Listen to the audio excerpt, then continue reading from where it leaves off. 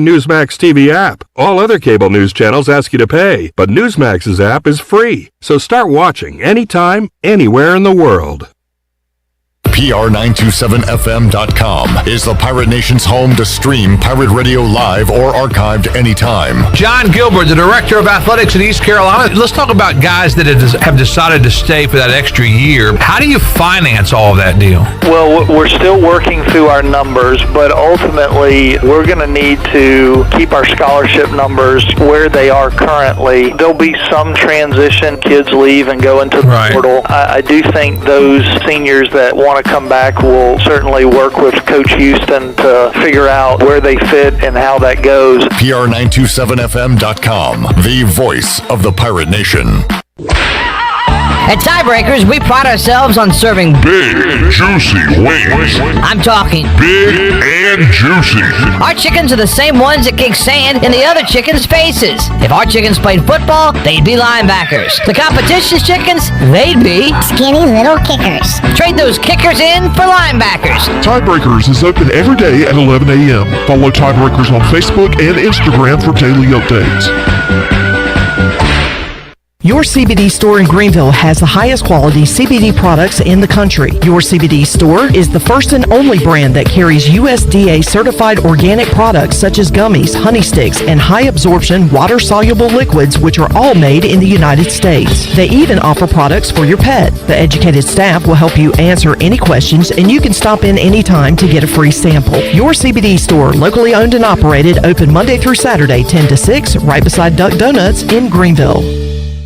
Hello, Pirate Nation. This is Corey Scott, former ECU Baseball All-American. During my playing days, I specialized on the field as a closer. Now, as your mortgage loan officer, I am once again specializing in closing. But this time, I am closing for you, not just the Pirates. At Movement Bank, we offer portfolio loans such as 100% doctor loans with no PMI, home equity lines of credit, and jumbo loans, all at historically low rates. Contact me today, and I will be your closer. Call Coach Corey at 378-5252. That's 378-5252. And go Pirates. In studio today with Slalom, also known as Danny Callis to his friends and family. Why F3? Oh, there's too many reasons to list. It started off for the fitness, the F1, but I found so much more in embracing the F2 and 3, which is fellowship and faith. Coming out here with a great group of men, becoming better. It's been better for me. It's been better for my family. Enjoying coming out here with Messi, my 2.0. We went to dad's camps. F3 just offers so much. There's just too many things to list. I love it. One letter, one number, F3. Learn more today at f3enc.com. Do you think you might have been exposed to COVID-19? Maybe you're planning to visit parents, family, or friends. Arc Point Labs of Greenville offers same-day COVID-19 results. No referral needed. Same-day results available. Arc Point Labs of Greenville offers easy solutions to COVID-19 testing. Arc Point Labs of Greenville is located across from Vidant Hospital on Executive Circle behind Southern Bank. Call for an appointment or walk in. Arc Point Labs of Greenville, 215-5688 or arcpointlabs.com. Hi, I'm Annalie Newhoff. And I'm Rob Campbell. And we are with CopyPro. We have been locally owned and operated here in Eastern North Carolina for almost 50 years. CopyPro is the leader in office technology. Does your business struggle with keeping printing costs low or producing professional documents? Here at CopyPro, total customer satisfaction is our #1 priority. We have a variety of solutions to help reduce your printing expenses and make your business more productive. Call us today at 1-800-682-6558 or online at copypro.net. CopyPro, we are the professional office systems people. If you missed Pirate Radio Live, you missed Brian Bailey. Interesting quarterback dynamics with the old guard and then a bunch of guys. Patrick Mahomes already looking for his second championship as a young quarterback. Yeah, and it's just the best time of the year. I mean, now we got triple headers on Saturday and Sunday with each game meaning so much to all the teams, all the fan bases. Yeah, that's why we love football like we do. I mean, I don't think anybody in the NFC East is going to make any kind of run, but hey, crazier things have happened. Pirate Radio Live, weekdays from 3 to 6, right here on Pirate Radio, the voice of the Pirate Nation. This is Pirate Radio, WGHB Farmville, 1250 and 92.7 FM Greenville, WDLX Washington, 930 and 104.1 FM Washington. The following is an exclusive presentation of Pirate Radio, the voice of the Pirate Nation. Welcome to Pirate Radio Live. You can paint this with purple. Now live from the Pirate Radio studios in the heart of the Pirate Nation, here is your host, Clip Brock.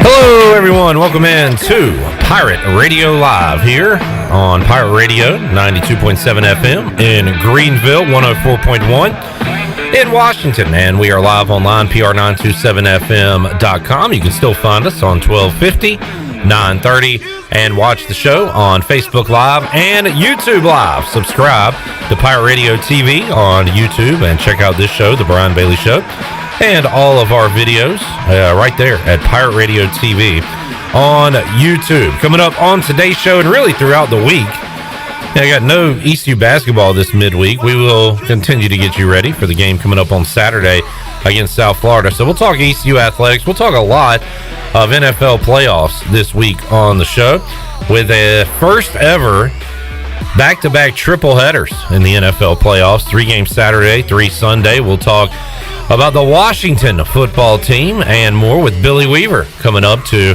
kick off today's show at around 3:15. Also, high school hoops are back, so we'll talk a little local sports, NFL playoffs, and more with Billy Weaver. We'll get into our fan previews as well. I've got a fan from just about every team involved in the playoffs coming up this week on the show. Today, we'll talk to our old buddy Zach Maskavich, working down in Florida, find out what he's covering these days, and also talk about his Baltimore Ravens as they are set to take on the Titans coming up this weekend. Joe Carraci, our old buddy from ECU Club Baseball, is now living down in Georgia, I believe. We'll find out what he's up to and talk about his Buffalo Bills. Got all that coming up in hour number 2. Stephen Igoe, Hoist the Colors. We'll talk all things ECU with us coming up. He'll join us around 4:45 and on into the 5 o'clock hour. So we are set for a busy show here on a Tuesday. Got Shirley Rhodes, Chandler Honeycutt producing today's program. Shirley, I know you've been busy. You have anything at your news desk today? Just a couple of things. There's new information. Of course, Texas had fired Tom Herman as their football coach, and now Steve Sarkisian has agreed to a 6-year, $34.2 million contract that begins at $5.2 million and rising $200,000 per year. That's according to Chip Brown of Horns 247 or Horns 247, and Tom 24/7. Herman 24/7, whatever. You can say it a lot of different ways. We just found out. Yeah, this is what happens when I read too fast. Tom Herman actually earned only $6 million last year, so. Go figure. Football coaches make more money than God. Yeah. So there's the latest on that. I was looking at an article a while ago. Of course, Doc Holliday at Marshall has been fired. And that was kind of a surprise there, especially with the success that Marshall had this past year. But there's been a lot of names that have been floating around, one of which is a Marshall alum and who is now on the Tampa Bay Buccaneers staff, and that's Byron Leftwich. Oh, yeah, offensive coordinator. Yeah, he is. His name is being floated around as a possible replacement for Doc Holliday, so we'll keep an eye on that. Of course, ECU fans remember Byron's name very well from one of the highest scoring bowl games. We don't talk about that. Yeah, that ECU ever played. So, NFL news, the Browns will not have their head coach for the game coming up on Saturday against the Steelers. They've got a COVID issue. Facility has been closed today, so we'll see how that impacts Cleveland as they head into the playoffs for the first time in what seems like forever. I believe 18 years to be exact. Yes, right around 18 years, which is how long I've been here. So wow. So the Browns and have all not of Shirley's time here at Pirate Radio. The Cleveland Browns have not made it to the playoffs. How about that? So we'll keep an eye on that. And there is a report that was coming out of ESPN that Riverboat Ron is mulling over possibly rotating 2 quarterbacks for the football team's playoff. Your thoughts, Clip Brock?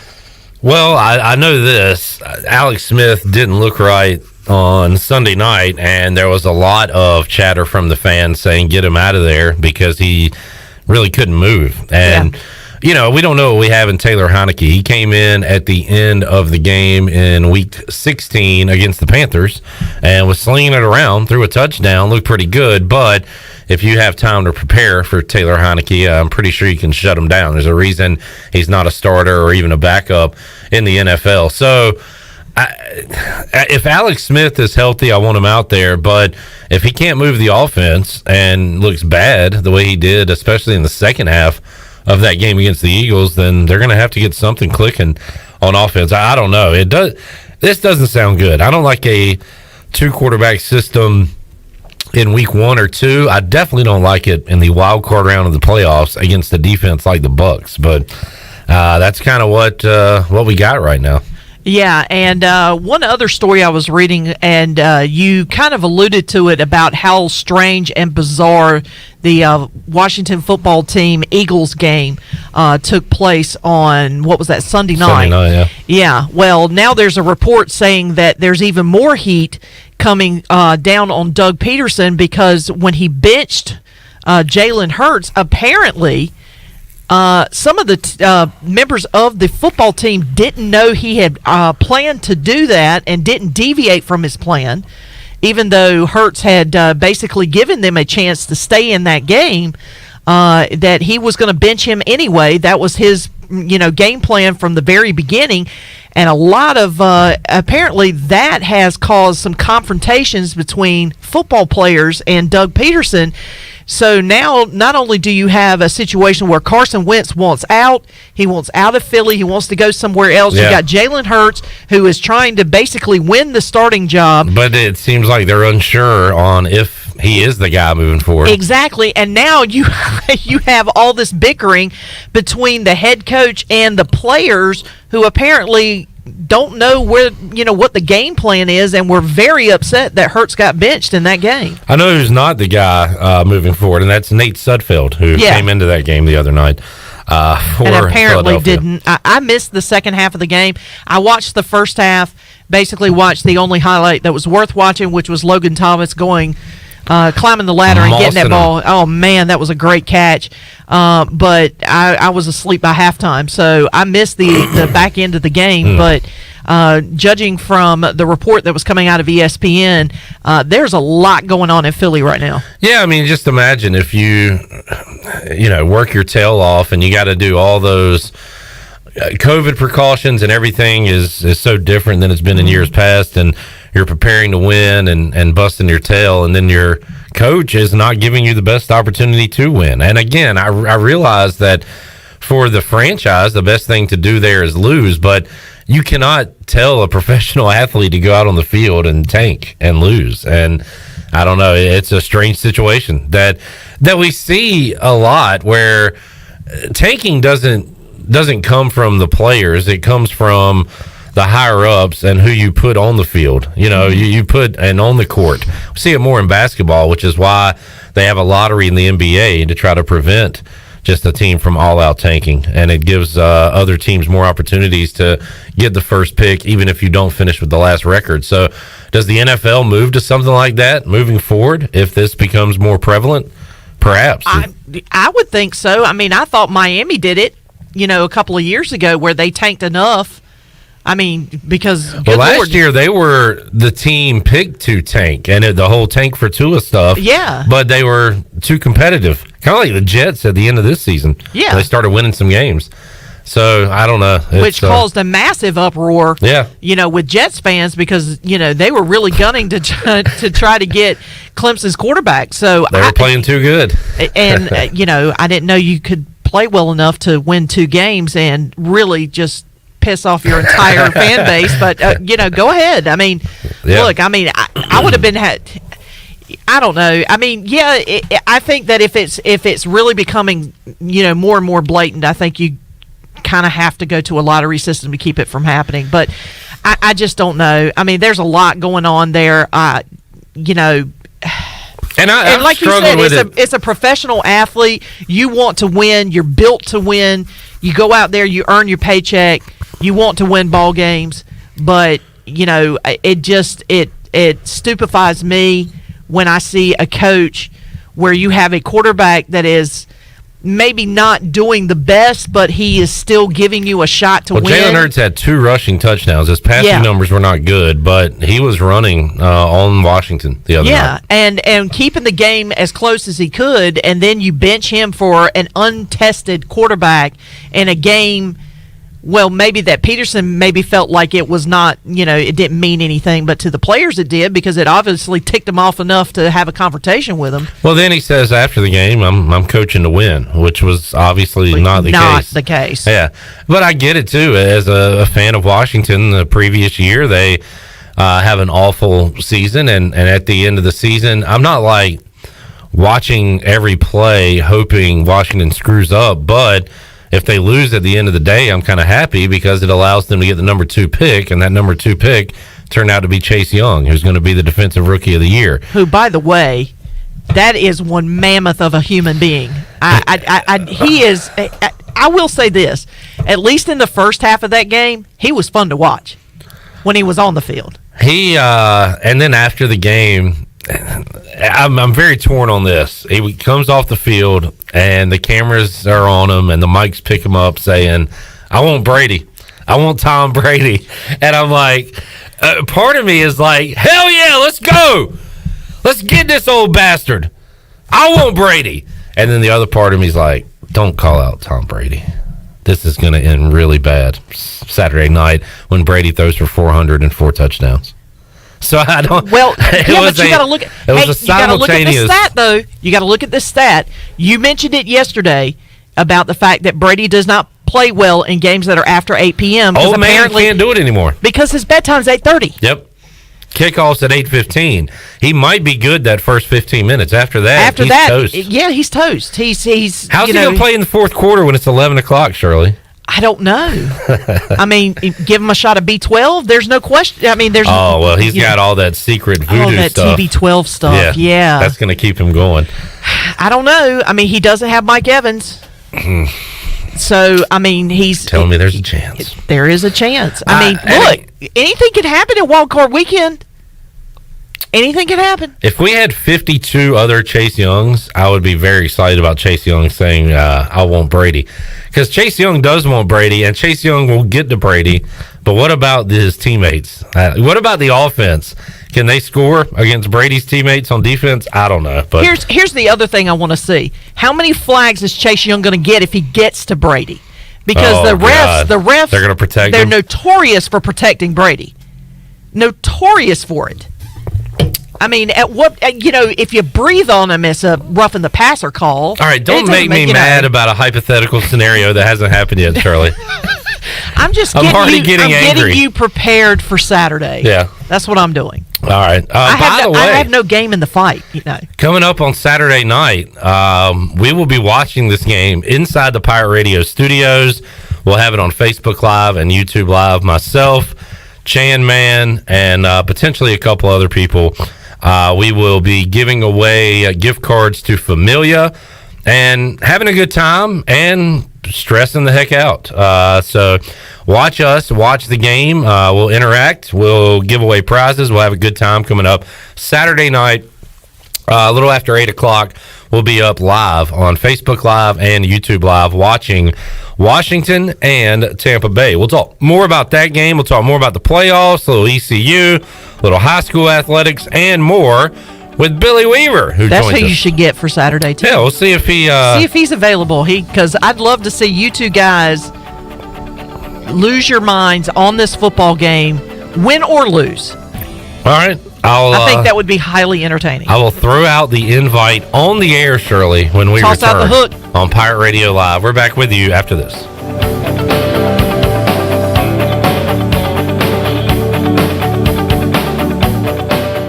PR927FM.com is the Pirate Nation's home to stream Pirate Radio live or archived anytime. John Gilbert, the Director of Athletics in East Carolina. We have all seen Thursday night games in Greenville that don't draw like we all would hope they would draw. What do you think the crowd would be if things are opened up for that Charlotte deal? Well, I think it's obviously a great matchup, for both programs. And I think playing in Charlotte where we both recruit heavily, so I do think the Pirates will show up. PR927FM.com, the voice of the Pirate Nation.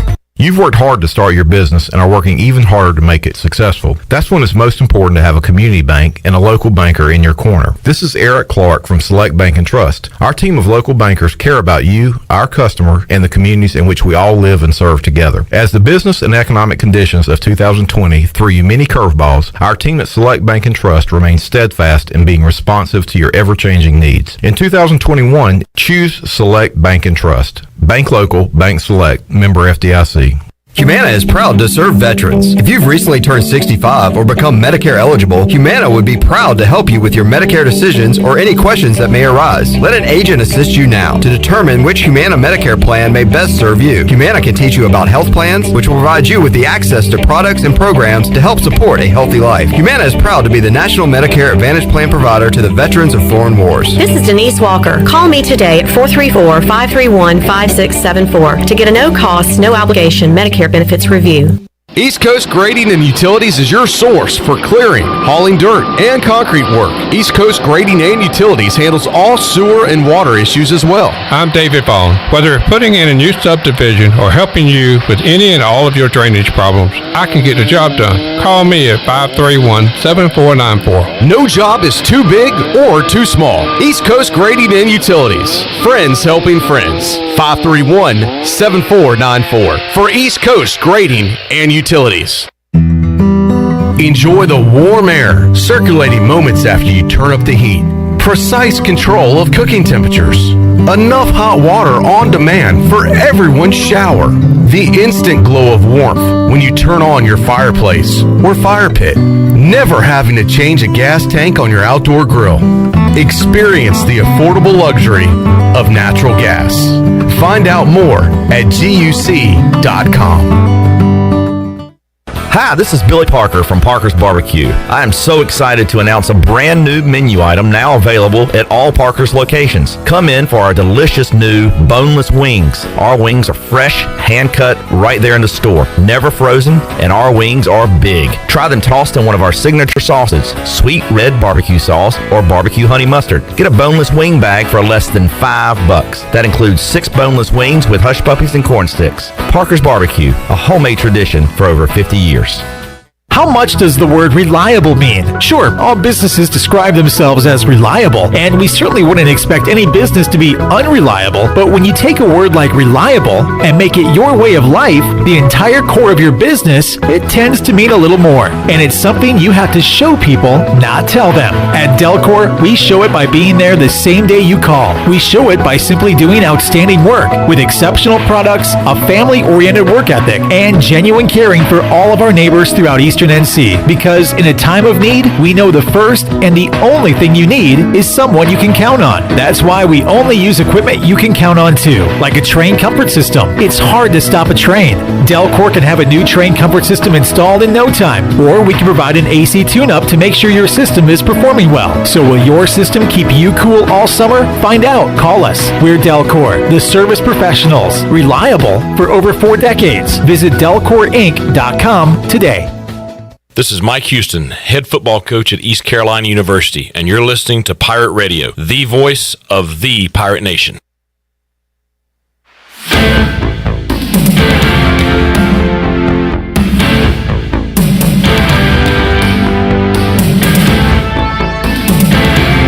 You're listening to Hour 1 of Pirate Radio Live. Now, back to the show. Welcome back. Banking is banking until the service is not the same. This year has been unusual, but at Select Bank and Trust, they have continued to focus on what has always been important to them, their customers. Wouldn't you like to deal with a bank that is responsive to your needs, can make local decisions, and cares about you, the customer? Try Select Bank and Trust. Bank local, bank select. Now let's head back in to Pirate Radio Live. Here's your host, Clip Broad. Alrighty, Shirley Rhodes. Thank you. Chandler Honeycutt producing today's program, and we will head out now to the Fixed NC live line for the first time today on the program and talk to WITN Sports Director and Washington football fan Billy Weaver, who joins us on the program. Billy, how you doing, man? Doing good, man, as I would hope you are, too, after that big win on Sunday night. I mean, just of all the craziness, Billy, I never, what if I told you the 7-9 Washington football team are hosting Tom Brady in a playoff game.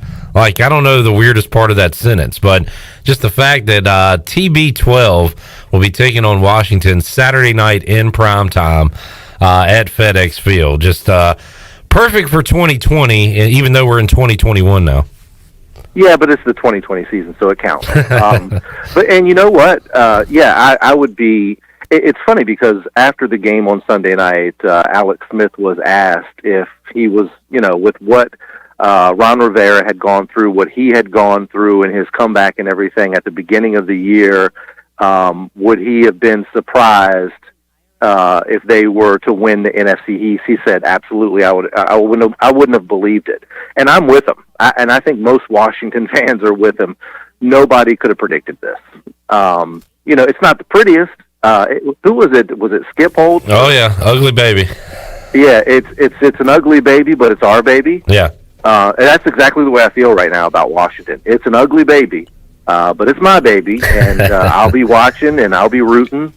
And to tell you the truth, I think the matchup is. I don't hate the matchup. I really don't.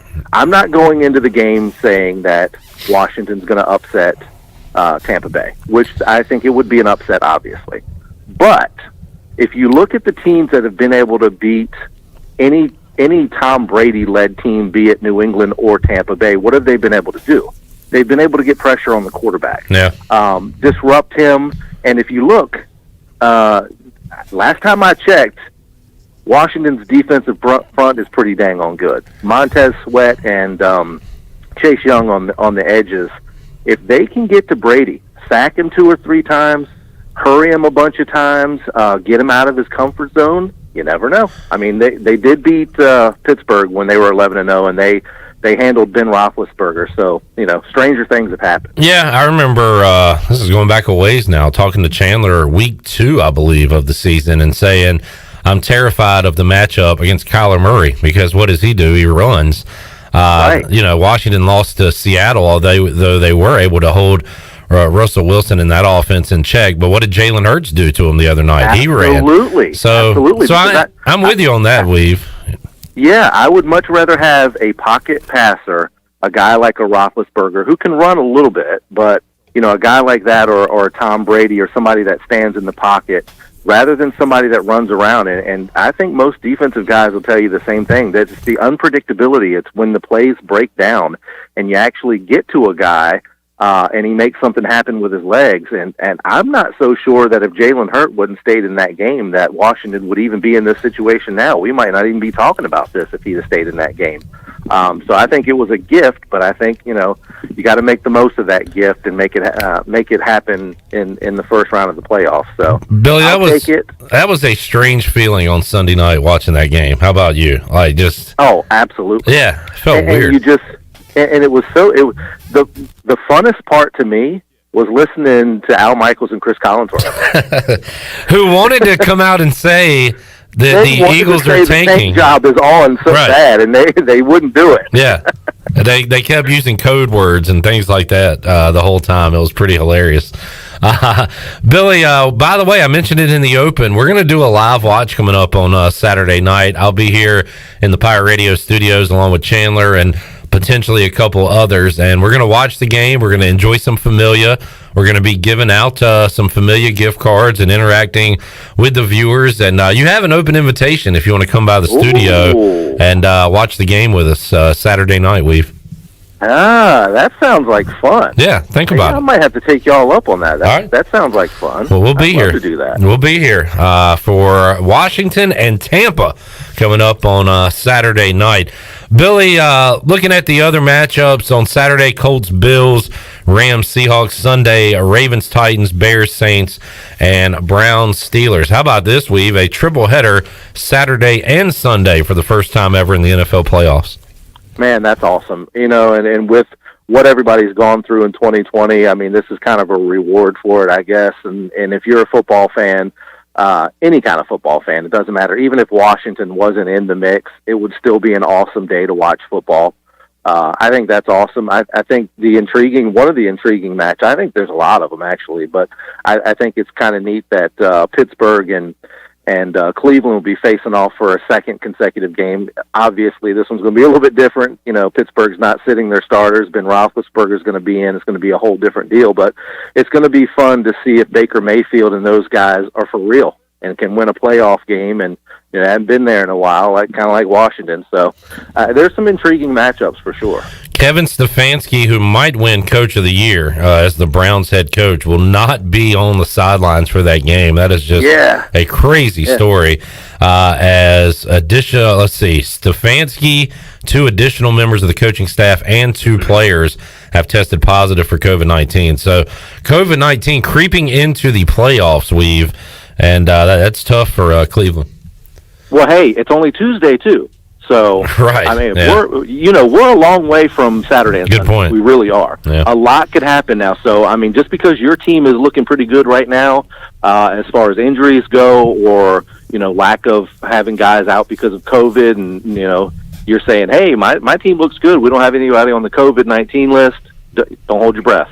I mean, because it's only Tuesday, and we've seen that this is a day-to-day kind of thing, an hour-to-hour type thing. So, it'll be interesting this week to keep an eye on that and see which teams are affected.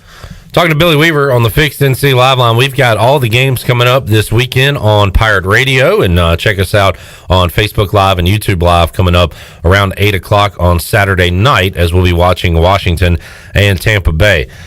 Chandler, Shirley, Billy, are y'all excited for what's coming up tonight? What is tonight? Exactly. You know what's tonight? The Heisman Trophy presentation. Oh, I don't care about Are that. you kidding? Exactly. It's so off the radar. I don't care either. Yeah. Well, usually I was it's on going to say that there's some ACC games coming up. We'll get to those in a minute, yeah. But it's usually on a Saturday night, I believe. And they're doing it on a Tuesday night. And, I was trying to think to myself, was I ever excited about the Heisman Trophy presentation? Like, I guess I'll watch it. Like, I remember the Peyton Manning and Charles Woodson year, but it's definitely off my radar here in 2021, Billy. Yeah, who do you think is going to win? That's the I would give it to the receiver from Bama. I'd give it to Najee Harris, maybe the running back, before I would a QB this year. But I guess Devontae Smith is the favorite, the receiver for Bama. Yeah, I think that would be kind of cool, and he'd be the first receiver since Desmond Howard to win it. And we know we know about Desmond, don't we? Yeah. Clip. Unfortunately, we do. Unfortunately, he was a bust for the Washington Redskins at the time. And hey, this is another thing. I noticed that Al Michaels and Chris Collinsworth, they said Redskins a couple times and corrected themselves. Yeah. Now, if you're talking about, if not like right now, if I say, okay, the Washington football team is in the playoffs, but John Riggins played for the Washington Redskins. You know what? If you keep it in reference, can you still refer to them as the Redskins if you're talking about past teams? I have done that myself. I think I've been pretty good this year at really good, in fact, at calling them Washington, the current team. But I have said that, like you said, Desmond Howard was drafted by the Redskins. And Tampa played the Redskins in the 2005 playoffs. I've kind of done that too, like referred to them in the past tense as the Redskins, but I've done a good job of calling this team the Washington football team. Yeah, I have too. And what's so funny about the Washington football team is whenever I see it up on the screen or on Twitter or anywhere that says WFT, I always want to say WTF. Yeah. Yep. And that is kind of fitting of the Washington football team. It is. A couple of stats, though, the Washington football team has never lost to Philadelphia, never lost to Dallas, and also made the playoffs every year in their existence. So, no, I didn't think about that. A couple of stats for you there.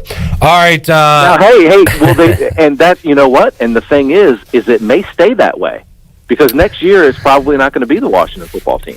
Probably going to be the Washington Red Hawks or whoever. It sounds like they're sticking with it, unless you've seen something recently. I don't know. No, don't stay. I hope not. I mean, I haven't seen anything, but I was, No. I don't like that. I'm kind of cool I'm with okay it now. with it for this year and calling them the Washington football team, but not forever. No. All right, one more football. WTF. One more football nugget. We'll move on to hoops, Billy. Bama, Ohio State on Monday. First of all, how surprised are you that Clemson is not in this championship game? Ooh, I'm surprised at the showing Clemson had. And, yeah. But you had to figure it was going to happen when Dabo Swinney picked Ohio State 11th best in the country. Oh, yeah. I mean, did you just why would you do that? You just added fuel to the fire. I mean, if Ohio State didn't have a chip on their shoulder already, with everybody in the world saying they didn't belong there because they only played 6 games and 5 or 6 games? Yeah, they played 6 counting their championship, so 7 now. They could win the championship at 8-0 this year, Billy. Yeah, and win a national title. I don't think they're going to beat Alabama, but I didn't think they were going to put the hurting on Clemson the way they did either. So who knows? I think it sets up to be a good national championship game. Just hate that we got to wait so long for it, but at least we'll have a good game on January 11th. Yeah, it's going to be a great weekend, and then leading into Monday with that championship game. Coming up tonight, you mentioned some ACC teams in action, and both on the road, Billy. We'll see who are the road warriors tonight between NC State and North Carolina. The Wolfpack on the road at Clemson as an underdog, and North Carolina a slight favorite against Miami. And once again, Billy, I watched a little bit of North Carolina Notre Dame over the weekend, and Day'Ron Sharp, we like to kind of highlight the local guys, even if they're not performing that well. He looks like he's the real deal for the Tar Heels. Yeah, and yesterday he was named the ACC Freshman of the Week. He is the real deal. He's one of those guys that he's got a couple starts this year. I know one that I can remember. But he's mostly come off the bench, and he's for as big as he is, he's great at seeing the floor. He's a great assist guy. He's exactly what Roy Williams wants on the floor. But when you talk about both teams tonight that are in-state ACC teams, I think right now NC State's playing better than North Carolina. North Carolina's had their ups and downs, and I'm not sold on them. So it'll be interesting to see those 2 games tonight. And State's got just 1 loss in the year, I believe, so they have played well this season.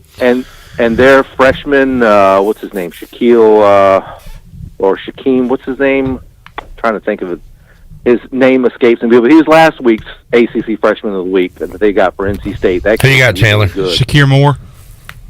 Yes, Shaquille Moore. All right. That's it. There you go. That kid's amazing. 6'1" and can fly. He can shoot the ball. The baseline jam that he had a couple games ago was just outstanding, amazing. But NC State's got some pieces right now, and this is a team I would definitely look to go very deep in the ACC. I guess, are we going to have an ACC tournament? I don't know. It appears there are plans in place at least for an NCAA tournament. So with everybody there in Indy.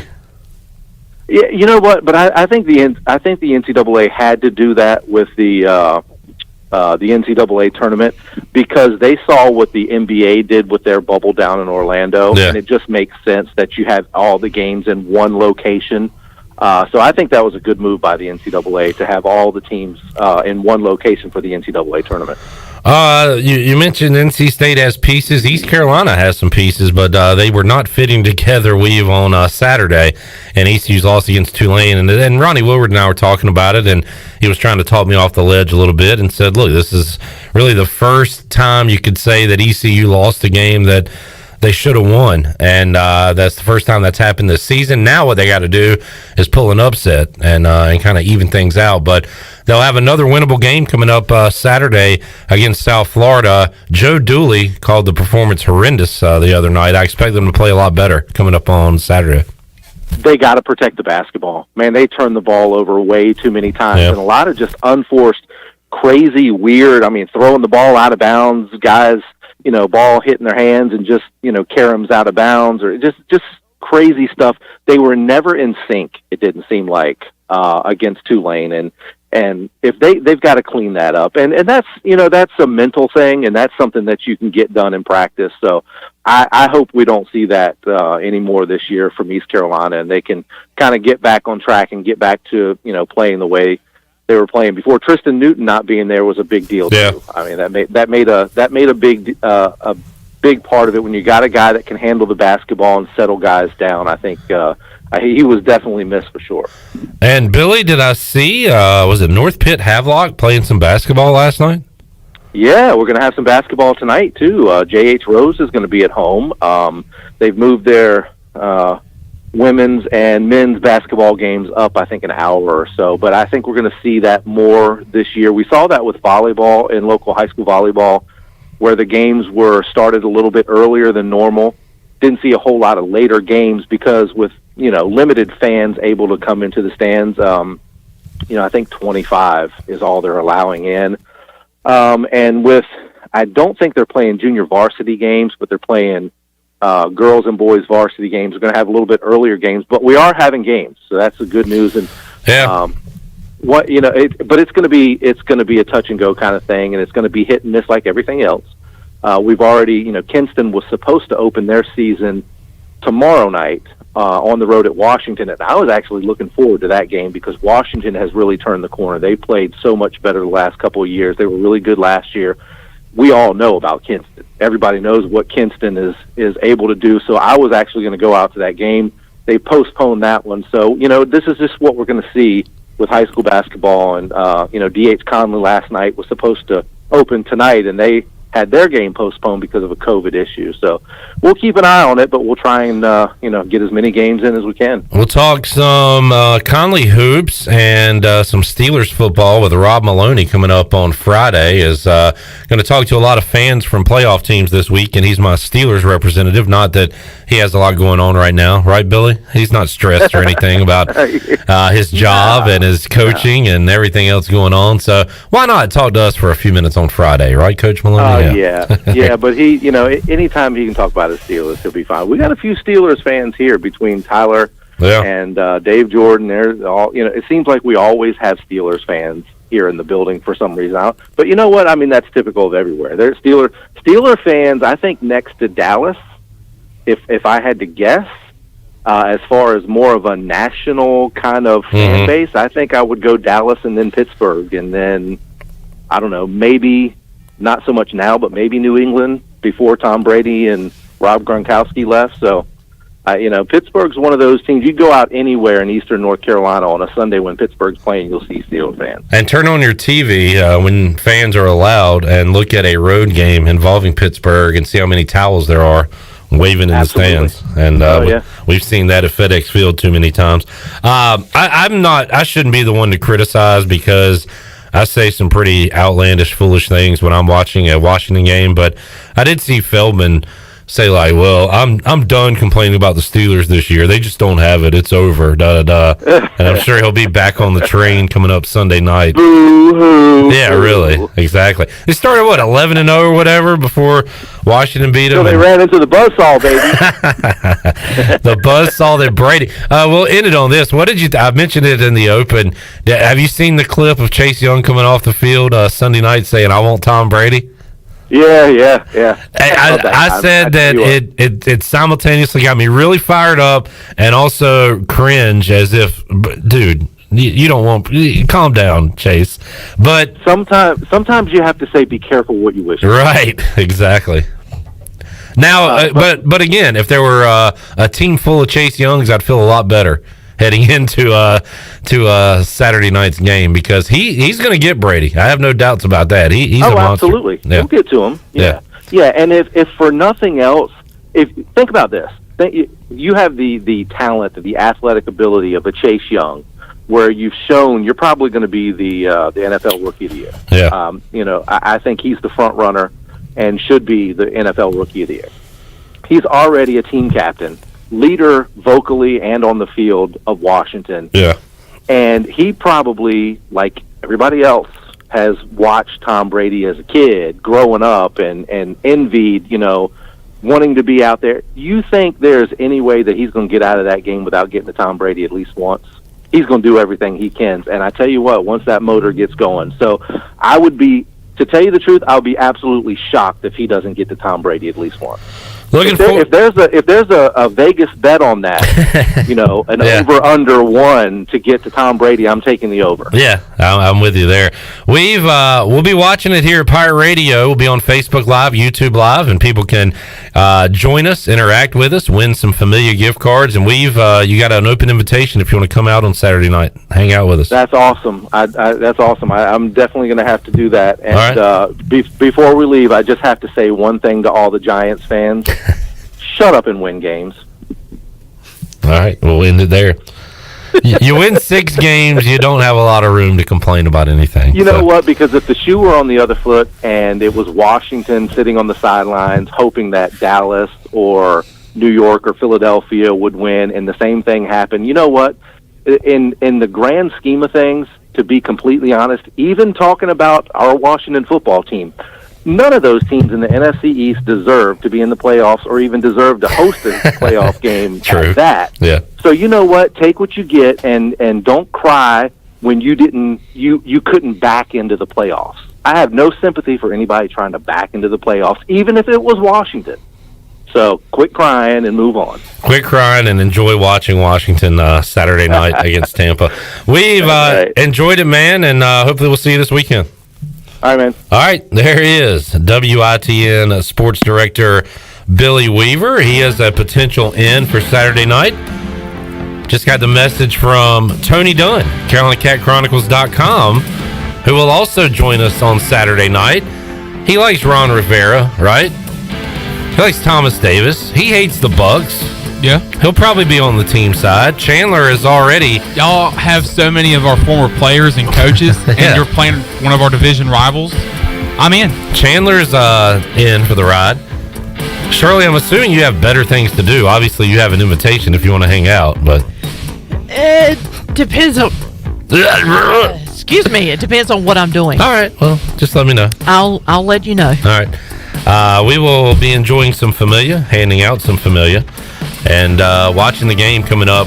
Chandler, myself, Tony Dunn, and potentially Billy Weaver as well. All right, we'll take a timeout, come back, get ready to wrap up Hour 1 of Pirate Radio Live. Got some more NFL previews on the way in Hour 2. Also, Stephen Igoe at the end of Hour number 2, as we'll talk ECU athletics. Back with more on Pirate Radio Live after this.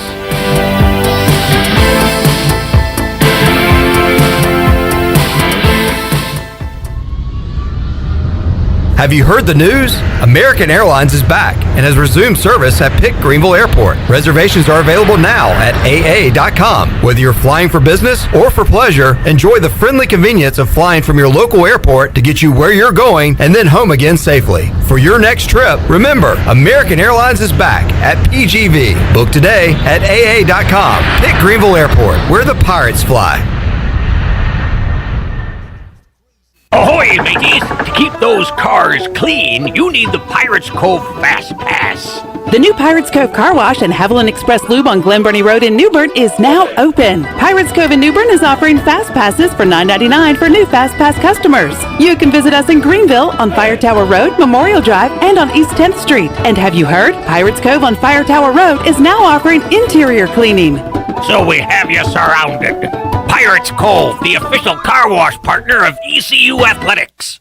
Pirate fans always win big at Quality Equipment, and now you can win even bigger during their Green Wave clearance. Catch the wave of clearance savings done right on John Deere compact tractors, Gator utility vehicles, riding mowers, commercial mowers, and even mower attachments. Quantities are limited and everything is priced to move, so don't wait. Quality Equipment wants you to get the John Deere that will help you dominate your home turf.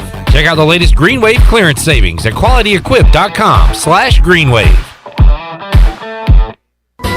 Have you ever seen those exotic aquariums like the guys do in Las Vegas on television? You ever thought about having one of these aquariums in your business? It's more affordable than you think. This is Hal Pruitt with rentafishtank.com. We can make having an aquarium in your business turnkey with no work, cleaning, or hassles for you. Rentafishtank.com creates a relaxing atmosphere and keeps children occupied. Rentafishtank.com already services many dental, pediatric, and doctor offices, plus hospitals and senior living centers. Check us out at rentafishtank.com. When you don't have time to go to lunch, let Jimmy John's deliver lunch to you. With Jimmy John's, we can get a freaky fresh sandwich to you freaky fast. Click to order at jimmyjohns.com. Dinner's great. It's one of your top 3 favorite meals. You just don't want to have to make it. Well, with Jimmy John's, you don't have to. Whether you live in a sandwich delivery zone or head into the store, you can always get a freaky fresh sandwich. Click to order at jimmyjohns.com. BMS Builders is your premier custom builder in eastern North Carolina. With Blackwood and Mills Creek in Greenville, Dalton's Cove in Farmville, and Belmar and Ayden, these are just a few of the developments featuring BMS Builders homes. They can build the home of your dreams. Just ask Dr. Dennis Ross in Greenville or East Carolina football coach Mike Houston. They built their homes, and they can build yours as well. BMS Builders. Give them a call at 916-1578 for BMS Builders.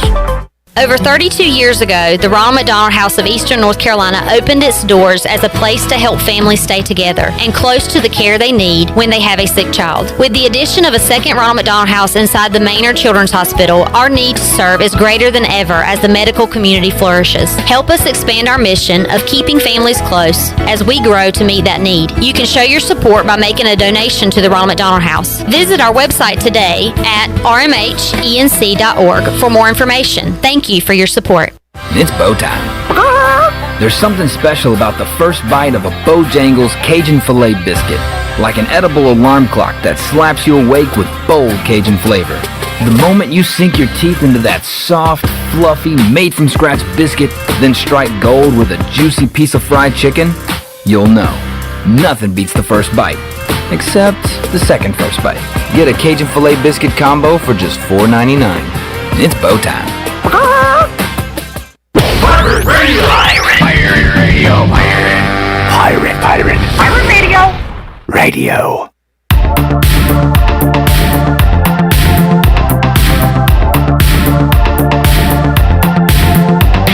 You're listening to Hour 1 of Pirate Radio Live. This hour is brought to you by University PC Care, your local tech support experts for all your personal and business needs. Visit universitypccare.com to learn more today. Now, back to the show. Welcome back. From sales to service, Greenville Auto World has all your vehicle needs covered. Shop all their inventory now at greenvilleautoworld.net. If you're also looking for someone to service your vehicle, Greenville Auto World has a full service and repair facility. They do brakes, oil changes, tires, inspections, and they can repair any kind of vehicle. Greenville Auto World across from Speedway at Bells Fork and online at greenvilleautoworld.net. And thanks to Tim Sutton and Jim Rogers of Greenville Auto World for their sponsorship of the program. Now let's head back into Pirate Radio Live. Here's your host, Clip Brock. All right, all quiet on the ECU front for the most part because, I was thinking about July is a dead month, but no basketball this week. The women will be in action coming up tomorrow, 6 o'clock, taking on Temple as Kim McNeil's team coming off a loss to 18th ranked South Florida. So they'll be back in action. But ECU had been perfect in conference play leading up to that game, so they'll try to get back in the win column. I believe Ronnie said yesterday Temple, one of the teams that is undefeated right now in the AAC, so it'll be a challenge coming up on Wednesday for the women's team. Men's team gets back to it on Saturday against South Florida. We're past the December signing day, so there's nothing going on with football right now. I guess you're always recruiting, so Stephen Igoe will join us later in the show. We'll talk about that. Almost time to turn the page to baseball. We'll have Cliff Godwin on next Monday, talk Pirate baseball. We'll talk to former Pirate Alec Burleson coming up this Thursday on Pirate Radio Live. So I guess we got hoops, just not much going on right now, and then we'll start to turn our attention to baseball, softball. I guess usually we have like some volleyball going on right now, but we don't. No, during this current time. So kind of a quiet period for Pirate athletics. Which is kind of weird because usually in the month of January, you've got college basketball kind of getting into full swing as far as conference play goes for the individual conferences. I was just looking, UConn's women were supposed to play today. They can't play because the team that they were scheduled to play has I think they were supposed to play Baylor tonight, and that game has now been canceled because Baylor has COVID issues. So we're going to see a lot of this here probably in the next couple of months until we can really kind of get this virus under control and get this vaccine where it needs to be. But we were kind of expecting things to kind of ramp up a little bit too, because like you said, a lot of the fall sports got moved to spring. With high school football moving, you got high school basketball. We are starting to see some signs of life as far as basketball goes. We're still waiting on the football. So, I mean, we were thinking it was going to be a busy period, but we're not quite there yet. Not quite yet. And it is good to see some high school basketball being played. And as you mentioned, Shirley, we got some sports kind of on the horizon, and we'll keep you up to date on all the basketball going on as we do get into conference play. I will say, and Baylor's a really good program, but having to cancel a game against the UConn women is not the worst thing in the world. It's not the worst thing in the world. In fact, it's probably a smart thing. And, speaking of basketball, I know you guys brought it up yesterday that Holy Cross is requiring masks during their games, and Boston University went down there. Was it Boston that they went down there and played? So this is an interesting thing going on. The same games that were being played yesterday are being played today. Okay. So Boston and Holy Cross played yesterday at Holy Cross. Boston won that game. Boston won with masks. Today they're both wearing masks. And actually, Shirley, there are 3.9 seconds left. Boston has the ball down by 2. And we will give you the finish right here on Pirate Radio Live. Oh, how about that? The only place you'll hear what happens at the end of this Boston Holy Cross game. All right, Cliff, do your best play-by-play right here. All right, he gets it in. They will cross the timeline with 2-1. Got to get a shot off. He does at the buzzer. And no good. Holy Cross pulls the upset today. They were double-digit dogs against Boston, the Terriers. And Holy Cross picks up the win. No, Chandler, this is not Rudy's Holy Cross. This is a different Holy Cross. I know that you love to bring up Rudy every time you hear Holy Cross. It's like he put on his headset. He was getting ready to grab that mic from me, and then, For Rudy Coach. That was a good, meme on the internet the other night when you got Rajay Harris and Najee Harris jumped over the dude. Yep. And they said after Harris jumped over the Notre Dame players, here's what happened. And they had the video of all the players from Notre Dame putting their jerseys on the table from the movie Rudy. It's pretty good. Well, and also there's kind of a little bit of a crossover there, as Najee Harris is a big fan of Megan Rapinoe. Oh, I saw that. And Rapinoe actually tweeted out before that game, good luck in the game today, roll tide, hurdle somebody for me. Yeah. And what does Najee Harris do? Flat. He didn't hurdle. I don't know what he did. He launched over that guy. That was some serious air he got. I thought about that. I was going to tweet Rapinoe, hey, can you send one of those messages to Antonio Gibson or some, because ask and ye shall receive. Yeah. And she even responded to that tweet and everything. So that was rather interesting. But I tell you what, that was a highlight of that game because Alabama, they didn't give Notre Dame a shot in that game. Yeah, and Notre Dame played them tighter than just about anybody has this year, and it still was a blowout. Well, it was never in doubt. And I'm fascinated to see if Ohio State can hang with them. They impressed me the other night against Clemson, but Bama's a different animal, especially on offense. The way, again, good for Steve Sarkisian, but is there an easier sports job than being Alabama's offensive coordinator with all those weapons, with that offensive line? It's pretty easy to call plays when you got all that going on. Well, not just that, but that system. I mean, that whole system that Saban's got it's proven and it works. I mean, you're going to have some innovation there a little bit, but for the most part, that system works. I mean, there's not a whole lot you can do to it. If you start tinkering with it, how dangerous can Alabama be? And I like how it's evolved. I mean, it used to be hand the ball to Mark Ingram and Eddie Lacy, and you didn't have a great quarterback. And now they have really turned into a wide-open passing offense. And, of course, they still have one of the best running backs in the country with Harris. Is Sarkisian coaching in the game? That's a good question. I do not know. Yeah, I'm looking that up right now. He has been announced, and he's got his contract and everything with Texas. Let's see. Sarkisian said he'll juggle his duties preparing for the championship game and trying to assemble a coaching staff at Texas. meeting with players individually. So, Oh, okay. I So guess he's planning on being there. I guess then. he's going to do both. Try to get a ring on the way out and on the way into Austin. Well, you know what? I don't blame him. Yeah. You know, I mean, that's just one more piece that you could put up on the mantle to show off to a recruit. Hey, look, you know, I coached at Bama. I got the ring. Now I'm bringing that to Texas. I mean, that certainly play for me. Yeah, it certainly wouldn't hurt. Some day hoops going on. Gardner-Webb lost to Campbell yesterday. They are blowing them out today. And Kent State and Toledo in action right now with that game tied at 82 with 45 seconds left to go. So I'm trying to find all the matinee basketball, or baseball, as Ellerby would call it, that's going on right now. But these back-to-backs are pretty interesting. Boston and Holy Cross played back-to-back days. Campbell, Gardner-Webb are doing it. You're seeing a lot of the smaller conferences play doubleheaders, basically, back-to-back days. So trying to get these games in any way possible here in 2021 with this college basketball season. All right, let's take a time out. When we return, we will turn our attention back to the NFL playoffs. Our old buddy, Zach Maskavich, is going to join us on the show to talk about his Baltimore Ravens. We'll find out what Zach is up to down in Florida as well. When we return, hour 2 of Pirate Radio Live on the way after this.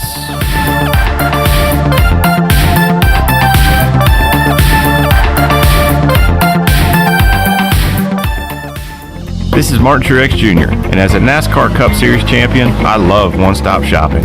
When I need fresh tires or fuel during a race, my pit crew takes care of everything. Off the track, I have an Auto Owners independent agent. They handle all my insurance in one place: car, home, life, and business. Get your own pit crew and find a local agency with Auto Owners Insurance. This is Brian Smith with Town Insurance in Greenville. Call me today at 756-8300. Go Pirates! When you don't have time to go to lunch, let Jimmy John's deliver lunch to you. With Jimmy John's, we can get a freaky fresh sandwich to you freaky fast. Click to order at jimmyjohns.com. Dinner's great. It's one of your top 3 favorite meals. You just don't want to have to make it. Well, with Jimmy John's, you don't have to. Whether you live in a sandwich delivery zone or head into the store, you can always get a freaky fresh sandwich. Click to order at jimmyjohns.com. Hey Pirate fans, this is Cliff Godwin. Baseball is back at Clark LeClaire Stadium. We will be hosting several youth camps over the next couple months. All camps will be at Clark LeClaire Stadium, and all camps are open to participants between the ages of 7 and 13. Make sure to check out our camp website at cliffgodwinbaseballcamp.com for all camp details and registration information. And of course, go Pirates! Warren's Hot Dog Pizza, homemade lemonade. Hey Pirate Nation, Warren's Hot Dogs 2 locations are open for business in Greenville and Chocowinity. Both locations have drive-through windows, so stop by today for hot dogs, pizzas, subs, apple and peach turnovers, homemade lemonade, and breakfast in Chocowinity, featuring homemade cheese, ham, and chicken biscuits, plus sausage dogs and more. Warren's in Greenville across from Ron Ayers Motorsports, and in Chocowinity next to the fire department. Warren's Hot Dogs. Want some? Get some. There's no better time to drive away with a quality pre-owned car, truck, or SUV from Greenville Auto World. Greenville Auto World is your authorized rough country dealer. We specialize in lift and leveling kits along with custom wheel packages. Whether you're looking for ground clearance or enhancing the appearance of your vehicle, trust our team for your off-road experience. Greenville Auto World, 3840 South Charles Boulevard across from Hardee's at Bell's Fork, or online at greenvilleautoworld.net.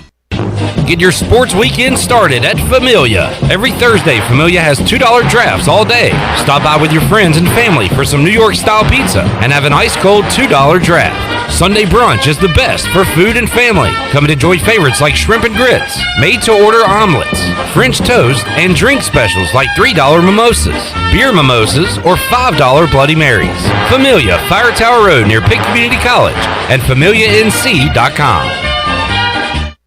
Welcome back for another episode of ASMR with Alex. Today, we're exploring the delicious, refreshing sounds of Pepsi. Oh, spilled a little there, but don't worry, it's all under control. Now, where were we? Ah, yes, the ice. I mean, we really should have some more ice, right? Hold on, guys. Wow, this is loud. And we're back. Like I was saying, the delicious, refreshing sounds of Pepsi. Dude, I told you, I'm working on something in here. Does anyone even watch this? It's not about the views, Dave. Jinx, you owe me a Pepsi. Get out! All right, fine. I'll leave. Finally, now for the best part. Pepsi.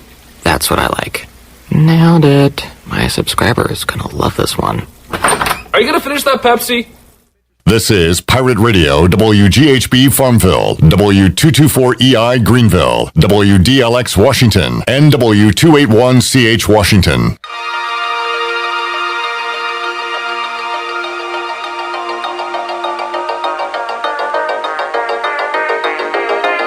You're listening to Hour 2 of Pirate Radio Live. Now, back to the show. Welcome back. Quality Equipment is your full-service John Deere dealer with 27 locations to serve you. Quality Equipment is open in Winterville next to Sam's Club, or you can visit online at qualityequip.com to find the location near you. Now let's head back in to Pirate Radio Live. Here's your host, Clip Brock. Alrighty. Thank you, Shirley Rhodes. We've had some good finals here. We had the Holy Cross Boston finish for you live, and just a moment ago, Toledo survives on the road. They win over Kent State by 2 points. So find some more basketball to watch. I think Gardner-Webb and Campbell are playing. James Madison is taking on Florida Atlantic. So I don't know. We'll find something to watch here in the Pirate Radio studios while we talk to our next guest on the show. And he is our old buddy, Zach Maskavich, joining us live from down in Florida. Zach, welcome back to Pirate Radio Live. How you doing, man? Clipper, it's been a while, man. It's been a while. It has. You doing well? I am. How are you doing? I'm doing all right. Doing good. Doing all right. Zach, well, tell us what you're up to now. What are you covering down there in Florida during these times? We're doing, we got basketball season, obviously, so the Orlando Magic, they were off to their best start in franchise history. They then stumbled for 2 games, and they beat the Cavs by 20 last night. So been doing a lot of NBA stuff. UCF just had their game today postponed against Memphis because of a COVID outbreak. That's their second straight game that they've had postponed. So they're dealing with all that down here in Orlando. So we got UCF basketball, Orlando Magic, and then, kind of anything else that pops up. We had some bowl games here in Orlando recently. So it's kind of a busy time down here, actually. Pirates got off to a great start, Zach, as you know, but fell to Tulane on the road on Saturday. They're back at it against South Florida this Saturday. What's the scouting report on UCF? I guess you haven't seen them in a while, but how have they gotten off to this season so far? Yeah, it's been a while since I've gotten to see them play. But Brandon Mahan, before their little COVID outbreak here, was tearing it up. He was AAC Player of the Week one week. He's just a dynamic scorer. C.J. Walker is a kid that's went to high school around here in Orlando. He was a 5-star recruit that started out in Oregon, and then when the pandemic hit, he was like, I want to be closer to home. So he transferred to UCF, and as fate would have it, he's immediately eligible to play. So, they got a 5-star guy that's really good. UCF is going to be a team to look out for when the AAC play, picks back up or continues on, especially if and when we make it to the AAC tournament. So I know that ECU comes down to Orlando in a few weeks towards the end of the month. So I will be at that game, and that should be fun to see the Pirates play again. Zach, what is the feeling down there when it comes to the football program and Heupel and the Knights? Well, kind of wrapping up their season. Yeah, there was obviously a disappointing year by UCF standards. They still had a good year, but after their 2017 year, they were expecting to be on the cusp of the college football playoff and leading the charge as to why the group of 5 should be mentioned or thought of when the college football playoff rolls around. Obviously, Cincinnati took that crown this year, but they're disappointed. Mackenzie Milton's getting ready to transfer. He's going to play at Florida State next year. Yeah. Dylan Gabriel's a young left-handed quarterback that was right at the top of the nation in passing. They got an offense that averages over close to 600 yards a game. They just play that fast, up-tempo kind of football. But in one-score games, Josh Heupel's record is not good here in Orlando, and Night Nation is starting to notice. And you've heard calls for his head already, which is kind of ridiculous when you think about what he's done down here. Taking over for Scott Frost. Obviously, he inherited the team, but he still has made them right at bowl eligibility every single year, if not one of the top tier teams. But they now have a taste of winning here in Orlando, and that's what they want every time. So I don't know what Heupel's future is. I think he's safe for now. I don't think UCF could afford to get rid of him, and he hasn't done anything to warrant being taken out yet. So I think the future's bright for UCF. I think it'll be tough for them to ever get back to that 2017 run where they claimed to be national champions. They got it up in the stadium that says 2017 national champions, but they're going to hang their hat on that year and just hope they can get back to that level at one point. Zach, it's pretty incredible to see Alex Smith back on the field after his injury, but what about Mackenzie Milton? I mean, he suffered a gruesome injury as well. He's been trying to work his way back. You say he's transferring to play at Florida State. Is that the expectation, that he's actually going to get back on the field and play football in 2021? Yeah, that's his plan. That was his whole purpose for transferring, is that he wants to play, and he says that he has dreams of still making it to the NFL. Dylan Gabriel's the guy here in Orlando right now, and it's because Dylan Gabriel and Mackenzie Milton are good friends. They're both from Hawaii. They've known each other most of their lives. And listening to Mackenzie Milton when he was talking about transferring, he was like, Dylan Gabriel's earned this job. I wouldn't want to try to take it away from him. So I'm just going. The best thing for me in my career is to move on. And Mike Norvell in Florida State said, "Come on over," and he said that was his best opportunity. So he was cleared to play this year, but spent most of the year in street clothes. He was still a team captain. He went out for the coin toss just about every single game here at UCF, and then now he'll head up north to Tallahassee and see if that leg holds up. And I know UCF fan is good for him.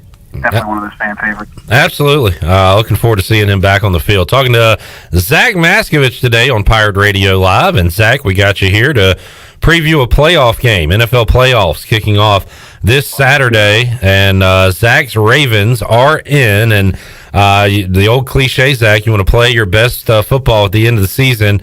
The Ravens did that. They're coming into these playoffs hot. 5 straight wins for Baltimore, and you got to be looking forward to this. The big storyline, probably overblown, but as sports radio guy, I'm going to go ahead and bring it up right out of the gate. Lamar Jackson yet to win a playoff game. Is that overblown, Zach, or is that an issue heading into this one on Sunday? I'd like to say it's overblown, but I think everybody, including Lamar, thinks that it has to happen. He's been to the playoffs all 3 years he's been in the NFL, which is obviously a great accomplishment, but he's 0-2 so far in said playoffs, so he knows he has to get over that hump. Just making it to the playoffs isn't good enough for Baltimore. They're usually a staple in the playoffs. John Harbaugh took over for Brian Billick and just kind of kept running with it. Won a Super Bowl in 2012, obviously, and ever since that Super Bowl in 2012, the Ravens haven't really had great postseason success, but Lamar's supposed to be the future, and I think everybody, including him, wants to see it get done. And like you said, it's the Ravens are hot as can be right now. Outside of that game where Lamar got hurt at the end, and Trace McSorley had to come in, and then Lamar comes back in on the final drive.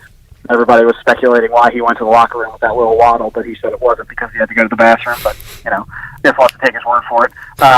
So I think that the Ravens, are a team that nobody wants to face right now, and I know that's kind of a cliche as well. Yeah. But the emergence of J.K. Dobbins, as a Ravens fan, I love it. As a J.K. Dobbins owner of fantasy football all year, I was like, where's this been all year? And then once the playoffs start, I already missed the playoffs.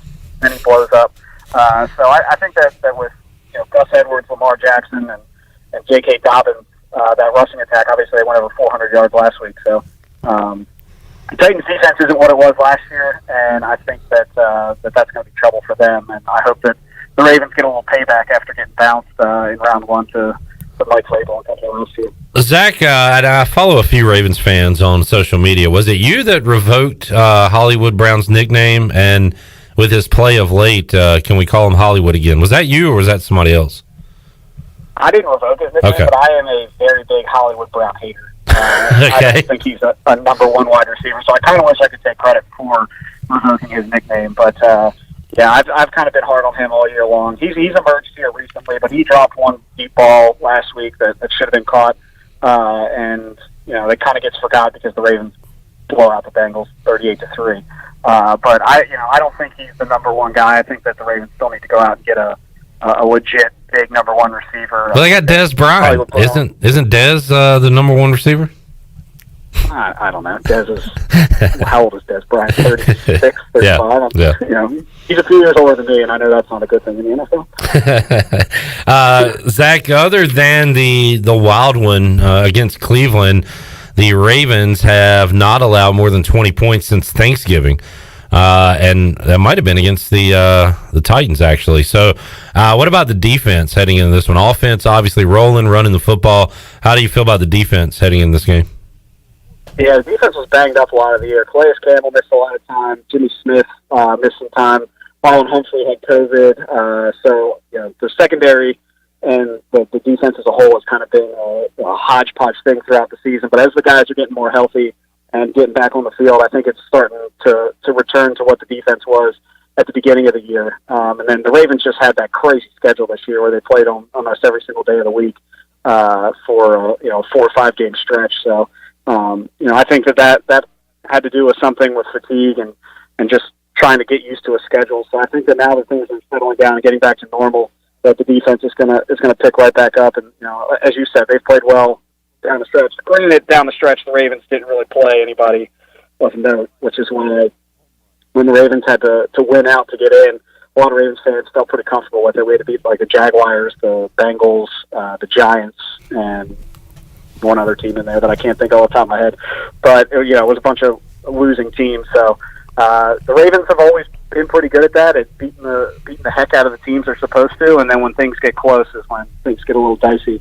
But once the Ravens really decided to go back to the run, I think is when that changed everything. Instead of at the beginning of the year, I think they were trying to prove that Lamar Jackson could be a pocket passer, and that's just not his strength. His passing ability comes off of his running ability and his threat to run. That's when the pass opens up. So I know you just asked about the defense, and I somehow turned it into talking about Lamar Jackson, but that's the way the cookie crumbles. Well, and the offense is going to get a lot of the headlines this weekend because the Titans defense hasn't really been able to stop anybody. Their MO has seemingly changed, and they were a pretty boring team, and now they are a fun team to watch. Tannehill throwing to A.J. Brown, Corey Davis had a career year, and, of course, Derrick Henry and what he has been able to do, a 2,000-yard season this year. So they got some weapons over there, Zach. What do you think about the opponent this weekend? Yeah, obviously Derrick Henry is a force to be reckoned with. Whenever you need over 200 yards to get eclipse the 2,000-yard mark in a game that actually needs something, and he goes out and does it, it's pretty crazy. And it's kind of like the Ravens. You got to respect the run. You got to try to put a bunch of guys in the box to stop Derrick Henry. And then Ryan Tannehill has emerged again in Tennessee. And like you said, that pass to A.J. Brown at the end of the game was right on the money. You couldn't ask for a better pass. And then that set them up for the single doink game winner. But you got to respect the Titans, and whenever you have a guy like Derrick Henry, you got to look out for him. I think that the Ravens' defense is better this year than it was last year, and I think that hopefully Marlon Humphrey and Marcus Peters and Jimmy Smith can lock down the Titans' receivers. I mean, the Ravens got a really good secondary when they're healthy. It's just they all haven't really been on the field at the same time this year. So I'm definitely very excited for this game coming up. But as history has shown us, I get very nervous in the playoffs, so definitely don't want to overlook the Titans. But I hope that Chad gets 1 year ban from Pirate Radio, not me. That's right.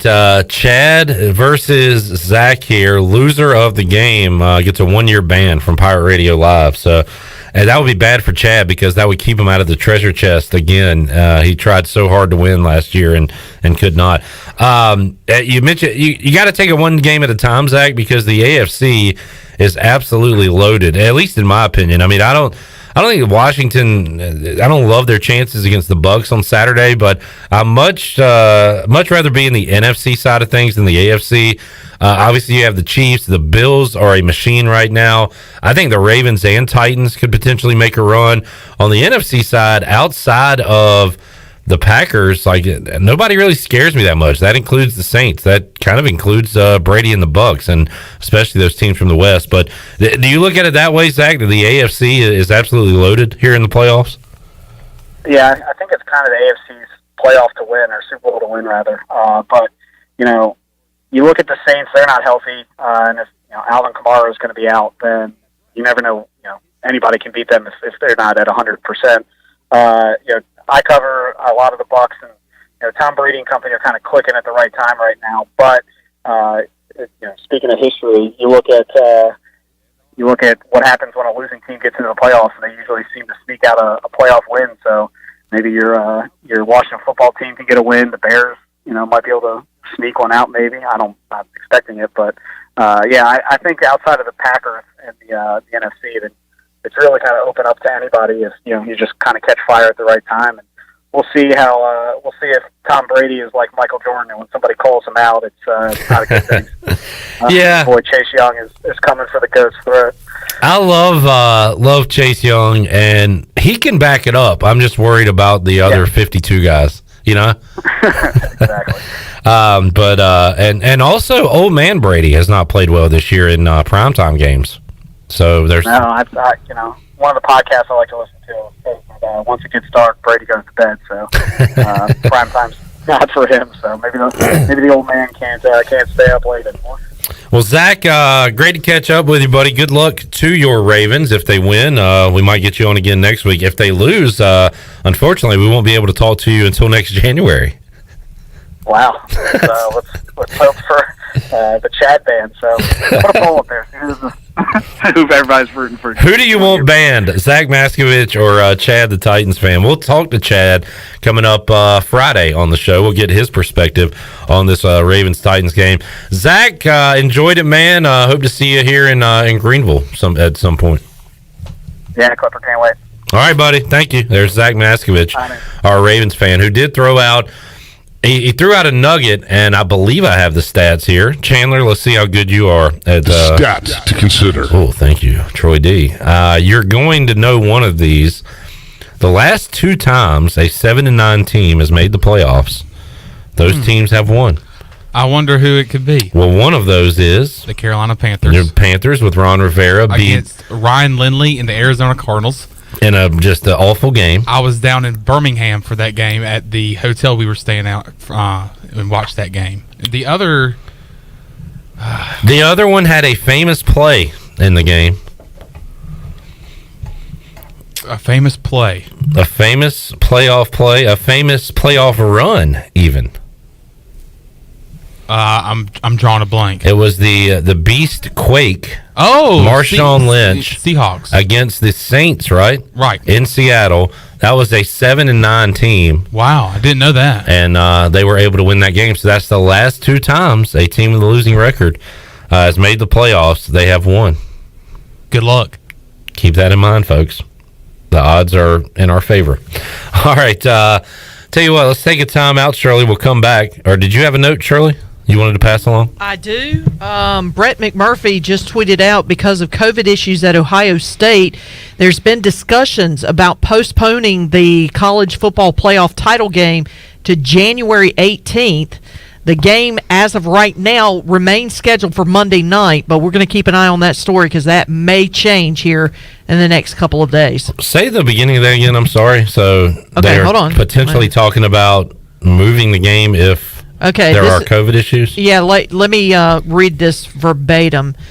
Because of COVID issues at Ohio State, there has been discussions about postponing the title game to January 18th, according to sources telling the stadium. The game for now remains scheduled for Monday night. That was a tweet sent out by Brett McMurphy. You know, as long as there's a building to play in, and I'm fine with pushing it back. If I want to see these teams at their healthiest, and I don't know if Alabama would agree with that. They're going to say play the game when it's scheduled, but I'd be fine with pushing it back a week if it meant that Ohio State would have a lot of guys out. So yeah, I mean, if it's going to be a national championship game, I'd rather, if we're going to go the route of it's Ohio State and Alabama, I'd rather have both those teams at full strength. Yeah. To determine, because there's always going to be an asterisk by that win or loss, depending on which side of the fence you're on. If you miss, you're missing players due to COVID. Interesting. All right, we'll certainly keep an eye on that. When we return, we'll talk to our old buddy Joey Baseball, Joe Carraci, former coach of the ECU Club Baseball Pirates. He is our Buffalo Bills fan. We'll find out what Joe's up to these days, talk about some of his old memories here in Greenville, and get his thoughts on the Bills matchup with Indianapolis coming up this Saturday. That's on the way on Pirate Radio Live. We're back with you after this.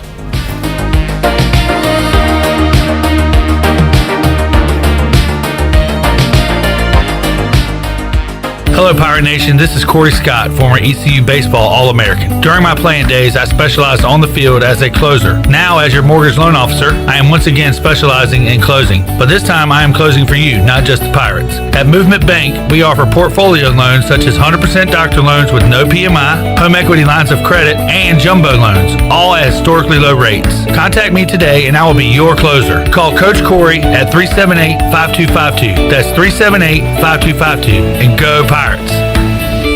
Your CBD store in Greenville has the highest quality CBD products in the country. Your CBD store is the first and only brand that carries USDA certified organic products such as gummies, honey sticks, and high absorption water-soluble liquids, which are all made in the United States. They even offer products for your pet. The educated staff will help you answer any questions, and you can stop in anytime to get a free sample. Your CBD store, locally owned and operated, open Monday through Saturday, 10 to 6, right beside Duck Donuts in Greenville.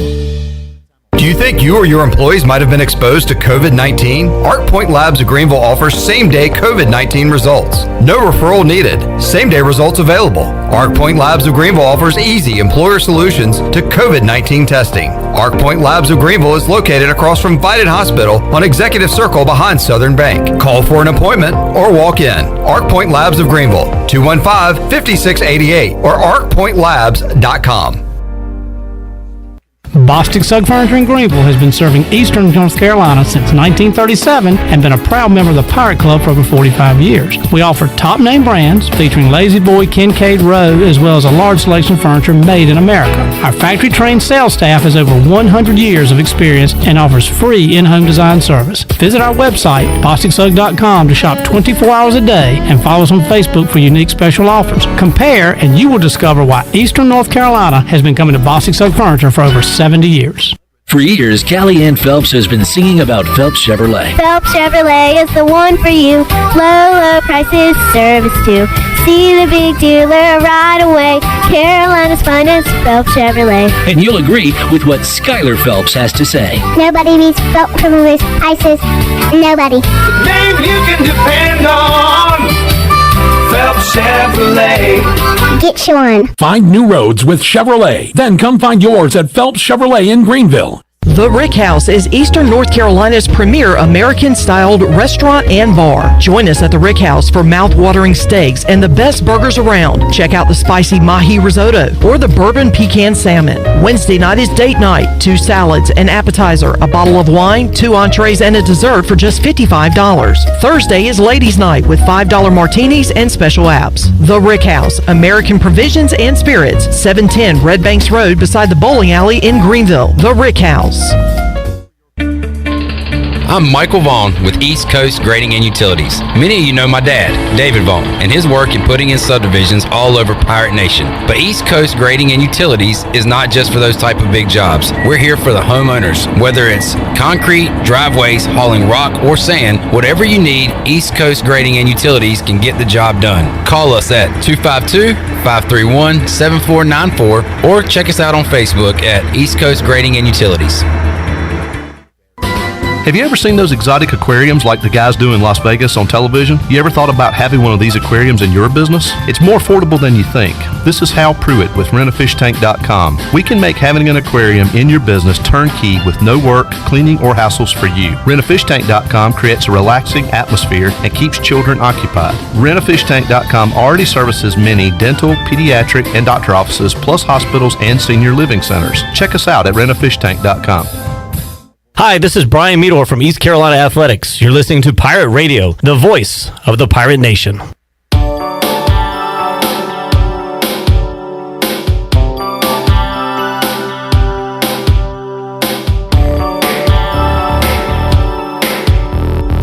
You're listening to Hour 2 of Pirate Radio Live. Now, back to the show. Welcome back. Hey, for the latest breaking news, interesting stories, and awesome contests that can make you a winner, be sure to follow Pirate Radio on our social media, on Facebook, Twitter, when we get out of Twitter jail, and Instagram at PR927FM. Join the close to 50,000 followers today at PR927FM. Now let's head back in to Pirate Radio Live. Here's your host, Clip Brock. All right, welcome back into the program. Get a lot of questions about why Pirate Radio is in Twitter jail again, and we don't know. We don't have the answer.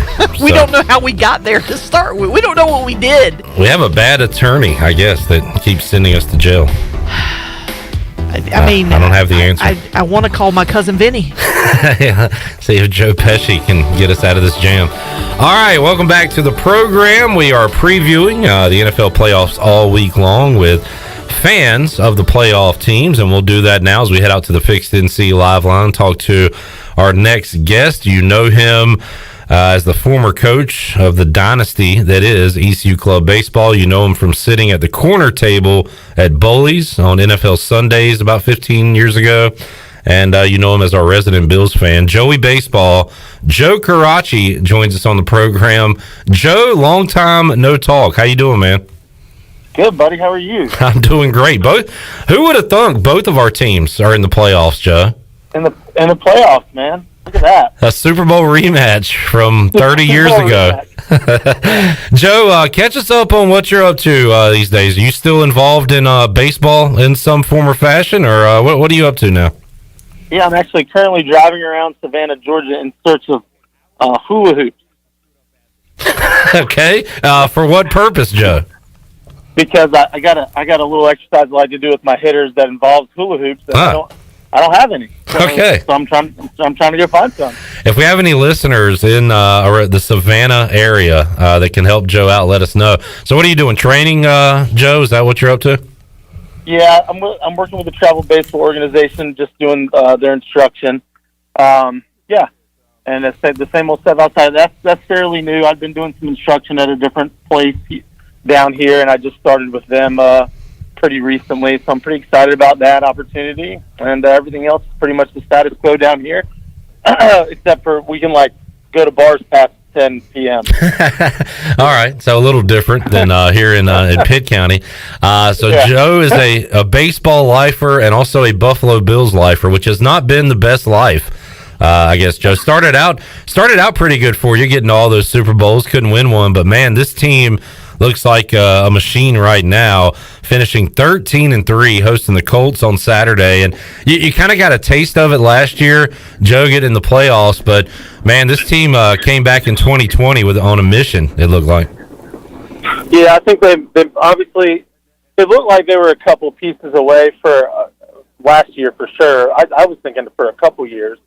And then they added those couple pieces. Obviously, the Stephon Diggs trade turned out to be an epiphany, and he's had, I think he led the NFL in receiving yards. So that obviously helped, and he's, I think, helped Josh Allen mature, and another year for him. Obviously, he's an MVP candidate from last year when, he looked like he struggled getting through his progressions and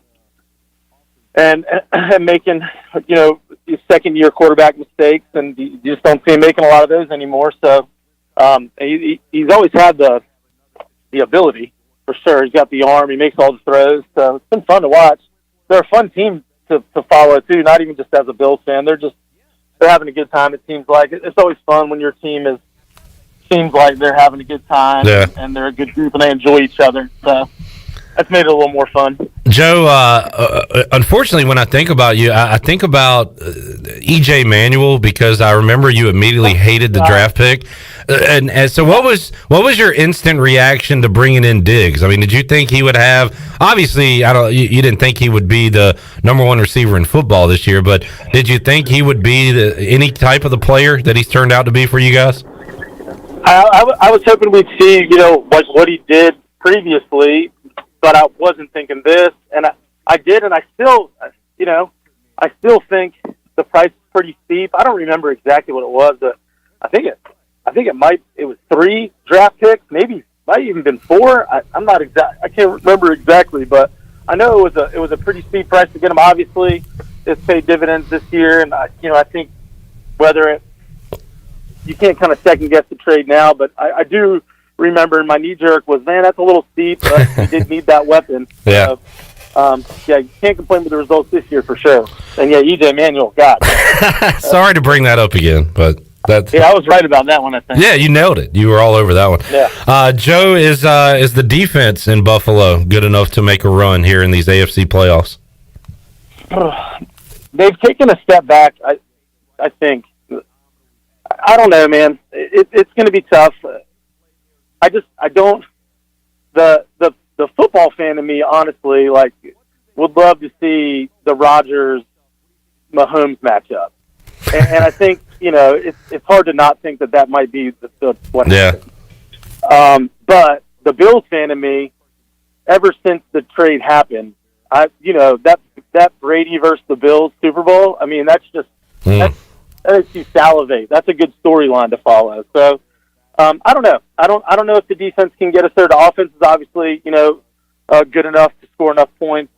I think the defense is going to have to be real opportunistic. They're going to need the secondary to grab some picks, and they have been. They've been making big plays all year. So we'll see. We'll see. What's your thoughts on facing old Phillip Rivers and the Colts in round 1? I think I'm glad it's not the Titans, because the only game we really got handled pretty well was against the Titans this year. Mark Henry, I don't know if you remember that Josh Norman. Oh no, I do remember that. Summed up the whole that game. Yeah. I think that if we can kind of neutralize their running game, or even just their ability to control the clock, I think we'll score enough points that they can't score with us. Or with them. You mentioned Norman. We got a Panthers fan here, producer Chandler, and of course I'm a Washington fan, and Norman's played on both of our teams. I wrote him off clear, like he was a healthy scratch for Washington toward the end of his time there, and I believe he had a pick 6 the other day. How's old Josh Norman played for you guys? I think he was one of those scenery change guys. Obviously, he was like a dude who had a lot of ability, but just he could be a cancer in the locker room, which took him off the field. And I think that change of scenery for him and being in a different atmosphere has kind of helped out for him. And he doesn't have to be the guy there. The secondary's good, so he doesn't have to be the guy. He fits in well. Joe, I guess the Bills are here to stay, right? I mean, as long as you got Josh Allen under center, behind center, you got a shot to win in years to come. Do you think that this is a perennial playoff team now that we're going to be talking about? I hope so. I think they've done it the right way. They built through draft picks, and they've made, savvy signings to keep them competitive enough. The previous 2 years where Josh Allen had to play in some meaningful games, they weren't just meaningless games. So he was able to get a little more experience a little quicker, and I think hopefully that they built the right way, and they can continue to keep it going. Chandler, as a Panthers fan, does it kind of pain you to hear Washington with Rivera and all our Panthers we have, and now aren't the Bills kind of Panthers North, or at least they were for a while? Yeah, they got a ton of Panthers like Star, and I can't think of I think there might be 4 or 5 Panthers on the Bills, former Panthers on the Bills. Yeah, a lot of fans in Carolina call them the Carolina Bills, or the Buffalo Panthers. They got Vernon Butler on the defensive line. I remember after Starlo Tulele left, he went to the Bills. Sean McDermott obviously is what kind of kick-started that trend. He was our defensive coordinator whenever the Panthers had a lot of success. And is it was it Bean the Brandon GM? Bean? No, not Brandon Bean. That was it his is name. Brandon Bean. Yeah. So he was our assistant GM and took the job there, and then I guess that's what kick-started a lot of things when he went there, and then Sean McDermott took the job there, and obviously he's done a pretty solid job for them. And trying to think of somebody else. Kurt Coleman, I think, went to the Bills. Captain Munnerlin went to the Bills. Did Kelvin Benjamin go? Kelvin Benjamin went to the Bills. That one didn't probably work out, Joe. Kelvin Benjamin, but it didn't work out. too much time in the cafeteria for old Kelvin, unfortunately. But yeah, a lot of connections there. Joe, great to catch up with you, man. What's the outlook for baseball? And we're having Alec Burleson, former Pirate, on the show on Thursday, and it stinks to talk to these guys because they kind of, and maybe Alec will have an update, but they don't know their next move, when it comes to minor league baseball, when it comes to, even college baseball. We're kind of still waiting on what's going to happen with that season. So what's your outlook on baseball as a whole in 2021? We're going to get this thing going? Yeah, I think in the MLB they've got it figured out. I think minor league baseball is absolutely still in a state of flux. They got a couple buddies down here that I've done some instruction with that are minor league guys, and they have no idea.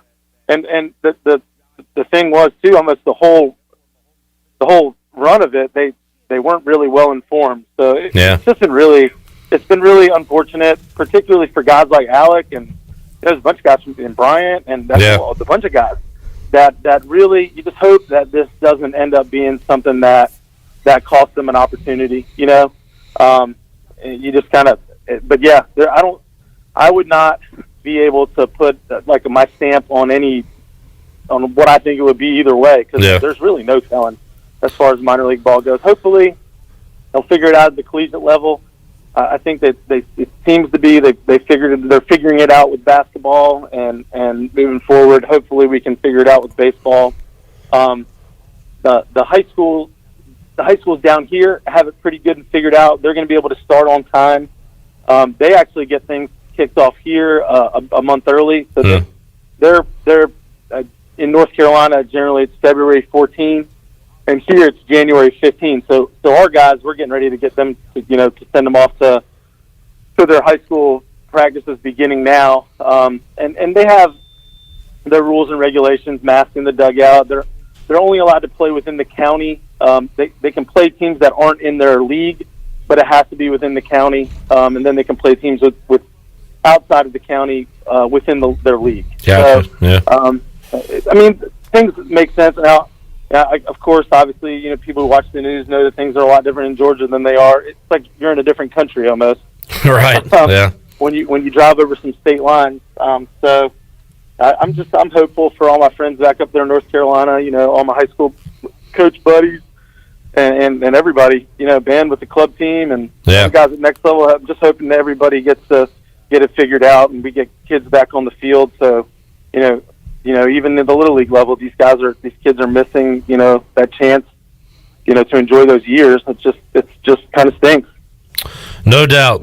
Joe Carraci, Joey Baseball, joining us on the Fixed NC Live Line. Joe, good luck to your Bills this weekend. If they win, we might talk to you again. But good to catch up with you, buddy. Yeah, you too, man. Same sentiments to your skin. All right. Thanks, Joe. There's Joe Carraci joining us on the Fixed NC Live Line. Great to talk to Joe, and he would hang out. It was like a bad era of Bills football. It'd be Joe and the Lawhorn brothers, if you remember the old ECU baseball players. They'd be at Bowley's like myself would be every Sunday, usually talking about my Redskins losing and his Bills losing, but still fun times. I remember from 12, 15 years ago, and now we're old and our teams are in the playoffs, and it's exciting coming up. Unfortunately, Igoe's Broncos are not in the playoffs, but we have plenty of ECU to talk about with Stephen Igoe. We'll do that when we return on Pirate Radio Live. as Igoe makes his way into the Pirate Radio studios. That's on the way when we return after this.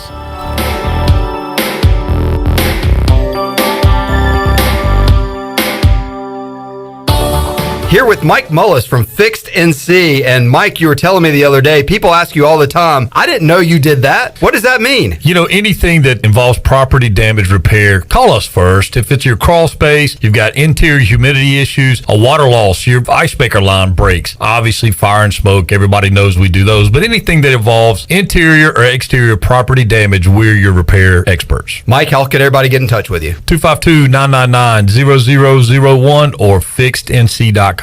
North Carolina state parks are now open for visitors. Parks should be used for exercise, fresh air, getting out in nature, or a day trip as the state safely reopens. Visitors should enjoy themselves, but please remember the 3 W's. Wear face coverings, wait 6 feet apart, and wash your hands often. Focus on moving through the park, keep social distancing in mind, and avoid large groups. While most facilities and activities will be open, please contact any state park before your visit with questions or visit ncparks.gov/open.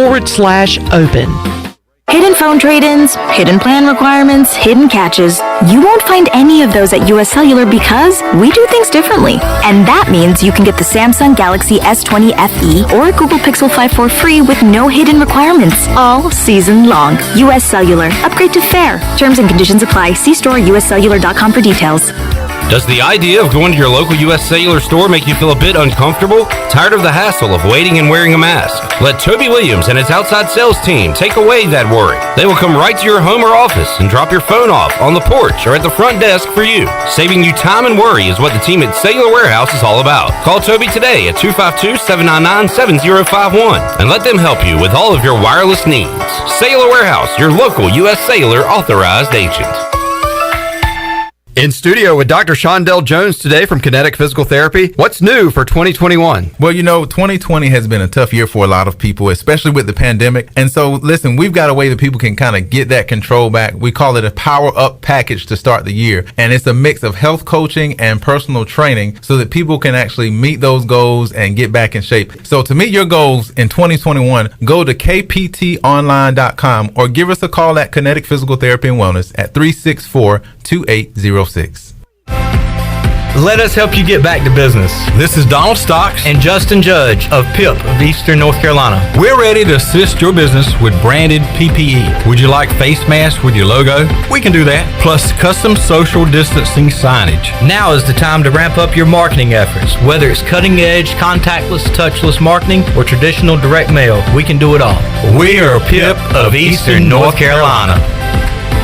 Sawyer's Fun Park is now open in Greenville. This state-of-the-art 40,000 square foot facility features a 2-story LED interactive laser tag, a one-of-a-kind 2-story ninja course, a ropes course with a 180-degree zip line, and it's only one of 5 in the country that are indoors. Multiple climbing walls, a super cool arcade with 40-plus games, and a brand-new full-service cafe and bar for adults. Visit the brand-new Sawyer's Fun Park, now open, located right behind ARU on Corey Road, Greenville.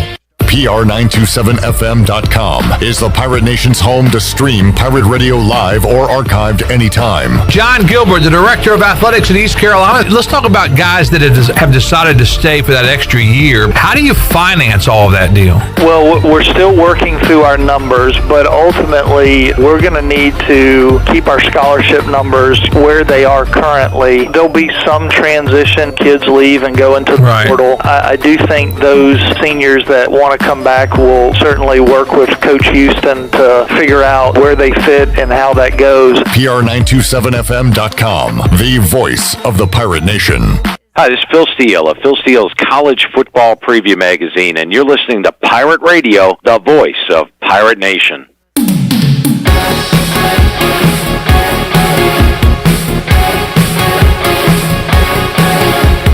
You're listening to Hour 2 of Pirate Radio Live. Now, back to the show. Welcome back. Hey, did you miss a show on Pirate Radio? You can listen to all of Pirate Radio's archived local programming by subscribing to us on Apple Podcasts. You can subscribe today by going to the podcast app on your iPhone or Apple device. and search for Pirate Radio Audio Archives. Now let's head back in to Pirate Radio Live. Here's your host, Clip Brock. Alrighty, back with you on PRL, Pirate Radio Live. We'll continue our football fan NFL previews on Wednesday and Thursday and Friday. Got a lot of guests coming up, including Bears fan Corey Glore, part of that. D.H. Conley, head basketball coach, and AD Rob Maloney. We'll talk about his Steelers coming up on Friday. We got Justin Bear from ECU Athletics, excited that his Browns are in the playoffs. That and more on the way later on this week. Right now, Stephen Igoe, Hoist the Colors, joins us. The homeless dressing blonde kid. Indeed. What kind of shirt is that? This is Sport shirt. Short. Representing Ronald McDonald's house. Awesome. Ronald McDonald's house? The Ronald McDonald house. Yeah, Ronald McDonald's estate. For such a guy that uses a lot of words, does a lot of writing, you tend to slip up. I do a lot. That's just part of my shtick. I go. Well, I mean, you play this music and you can't not slip up, you know? The homeless dressing blonde kid. So I want to stick with the playoffs because Chandler and I were talking off the air yesterday that potentially a former ECU commit could be starting in the playoffs this week, John Wofford. And Chandler was asking me about his recruitment, who recruited him, why did he not end up at ECU and end up at Wake Forest? And I said, you know what, Chandler? That would be a great on-air discussion to have with Stephen Igoe, who joins us right now. So, Stephen, what do you remember? What year was that John Wofford had committed to come play football and start at quarterback for ECU? I don't know I'm trying to think off the top of my head. Oh, damn. I can tell you the story. I don't know what recruiting class he was in. I mean, was that rough? It was rough because the story involves Lincoln Riley. I feel like my mic sounds weird, but maybe it's just my headphones. I thought when I came in yesterday, my mic sounded different than it did when I was here 3 weeks ago. Something changed. What changed?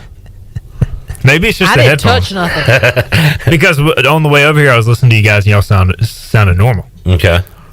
So maybe it's just, I'm used to it now, but it did sound different than I remember. Maybe it's just been so long. It's been a while. It's been a while. All right, anyways, back to the story. I think it was the 2014 class, maybe. But John Wofford committed to ECU. He was a talented kid, pretty highly recruited. And then Wake Forest offered, this was during the season, you know, so most of your recruiting at that point is pretty much done. And I remember we did an interview with Lincoln Riley, you know, back when we talked to all the coaches and kind of got him one-on-one, you know, got him in a group setting, but then you could kind of chat with him off the record a little bit. And this was like a week after Wake Forest offered. And I was like, all right, so Lincoln... he's already committed, then Wake Forest offered. Wake Forest offered, Okay. so I asked, you know, you worried about this Wake Forest offer at all? He said, nah. I talked to him last night. He's coming. The next day, he flipped to Wake Forest. Yikes. He committed to the Pirates on September 18th, 2013. Was offered on November 19th, 2013 by Wake Forest. Decommitted on December 14th from East Carolina. And then committed on December 14th, 2013 to Wake Forest. So this may have been Birmingham Bowl when we were preparing for the Birmingham Bowl. Because that was in January of 2014. Well, it was a December bowl game, wasn't it? No, it was January. It was? Okay. But I think it was in 15. That was the last bowl game ECU played in. So maybe I'm getting mixed up with something else. But either way, I remember talking to him on the practice field. And well, the Florida Bowl game, was that the Birmingham Bowl? Was after the 14 season. The Ohio was after the 13 season. Right? Yes. That would have been the St. Pete Bowl, which was like, I think December 21st, somewhere around there. Either way, I really like when we get on these where we kind of know what we're talking about. That was a long time ago. And kind of don't. Yeah. But I vividly remember, and of course he couldn't talk about on the record at the time. Yeah. And that was before the December signing date. So they had to wait till February to sign him. True, yeah. But I remember he was pretty confident he was going to stick, and then the next day I think Wake flipped him. Who was the Wake coach then? Is it still same dude? Clausen's been there a long time. I think that was before Clausen. But I can't remember who was there at that time. It says Dave Clausen from Wake Forest, December 14th, his coach's visit was with Dave Clawson. So that would have been Dave Clawson's probably one of his first commitments. Yep. It appears, he got that job in 2014. So that was like his first act as Wake Forest head coach to flip this John guy. Wolford. And I guess it turned out he played for him how many seasons? At least 2 or 3 years, right? Because the Kendall Hinton kid, tying it back to the NFL, he started for the Broncos. He was the quarterback, and then Wolford kind of took his job, I believe. Who looked better, Hinton for the Broncos or Wolford definitely John Wolford. Okay. But I remember, sorry to cut you off, but just recruiting him, he seemed like a really good kid. So, I mean, But he's not, because he decommitted from ECU, so he's not a good kid. I mean, he is not Cy Seymour's good kid. He is not a good kid. I'm sure ECU fans dislike him for that, but you can't blame a kid for taking that education. I mean, I can. Wake is a pretty good academic institution. What did he do? Graduate in? Like, what's his? I don't know, but he's in the NFL. He's about to start a playoff game, so clearly he made a good decision. Yeah, but not his education. He's not using it right now. He will after he gets retired. If you Google John Wolford, you get John, and you say Wolford, John Wolford, MD. So is he a doctor? I think you spelled it wrong. WOLFORD. There's an L in there? Yeah, John Wolford. Wolford. Okay. You've been calling him John Wofford this whole time. John Swafford. That's who I'm talking about. Who are you talking about? John Wolford. Okay, now I see. I guess his Wikipedia page isn't going to tell me. No, you need to look for his Wake bio. His uncle, Will Wolford, was a 3-time Pro Bowl offensive tackle in the NFL. Wow. How about Good that? genes. I do not know the latest on Jared Golf. Jared Goff. But he obviously was out week 17. Could be out again. I think he's got a bum thumb. So he could be starting. More now about the Rams injury. He could be starting for the Rams this week. So he decommitted. Where's Ben Kurt? We're really diving into this. Yeah, who was the ECU's QBs? So Carden was the starter. Yeah. Ben Kurt, I think. This is all I have for the show today. We're going to do this for an hour. I need to figure out. I think Ben Kurt was maybe the year before that. So you want to change the subject? Is that what you're saying? No, let's talk about John Wolford. he graduated from Bishop Kenny High School in Jacksonville, Florida. We all know that. Let's get to know your quarterback for the Rams.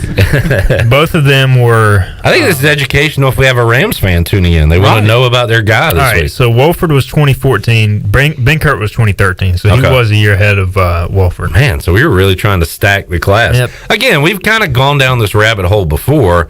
We ended up really with no quarterbacks, and the plan was to really have them. You could have had Ben Kurt, Wolford, all NFL guys. Nelson, Minshew. Who else was it? There was another one too. Like ECU offered Mac Jones at one point. They offered Joe Baker Burrow, Baker Mayfield. I mean, so Lincoln had an eye for talent at quarterback. That's for sure. And you end up with Blake Kemp and James Summers. Yep, that's the way the cookie crumbled. I think Dave Nickel was the one to offer Mac Jones first. So he gets credit for that. Mac Jones, he's a dude. He is a dude. A dude for sure. Where is Nickel now? I think at Washington State with Leach. I saw him on the sideline. You mean Mississippi State? Oh, yeah. That's why I brought that up. So I saw him on the sideline. What was he doing during the fight? I didn't see him during the fight. I saw him during the bowl game. Was he doing like he did at practice and just kind of looking down? And he was actually engaged. While everybody was fighting? I saw him whisper something into Mike Leach's ear at one point during the game against Tulsa. Hey, they're going to fight after that. Hey. Number 23 is a dude, man. Dave Nickel, good stuff. Mike Leach must have some faith in Dave Nickel. Take him to Mississippi State from Washington State. I still think Dave Nickel got a bad rap, man. He never got a fair shot at being an OC like people got on that year. He had no quarterback. And it's hard to even judge how he is as a coach when you have Kemp and poor James Summers. You're putting him at a different position every week. Like, stability there. His outside receivers or his receivers at every stop have been good. So clearly he's a really good receivers coach. And you think if Dave Nickel was the OC at Alabama this year, he'd be considered a good coach? Probably so. I think me and you could do that. I know. Very, very easy job, I would imagine, drawing up plays with all those studs. All right. This is the John Welford segment. I'm trying to figure out if I have any more questions about him. Last little tidbit about John Wolford. What do you got? He is a Belt Bowl MVP. Ooh, okay. Was that the game where they beat A&M? I'm not sure. I know that they outscored A&M by in a crazy high scoring game in the Belt Bowl. I'm pretty sure. Well, there it is. And he was also named to the All ACC Bowl team. That's a thing. That's like Troy D's. Mitchell Trubisky was Mr. Good Guy of the Week, Good Guy of the Year for the Bears. Award. Did you hear yesterday's show? No. Who's the Broncos' good guy? The Broncos have a good guy. Do they? Do they have any good guys on? Oh, we do have some Broncos. We'll talk about that on the other side. About that. Talk about some Elway news. So Troy D brought in yesterday a little nugget that Mitchell Trubisky. I ate said nugget. Mitchell Trubisky had won the Good Guy Award for the Bears. Oh, okay, yeah, I've heard about it. I looked it up, and it is given by the Chicago chapter of the Football Writers of America for the player that interacts with the media the best. So, now Troy's saying we're going to have to put our heads together and do this for ECU.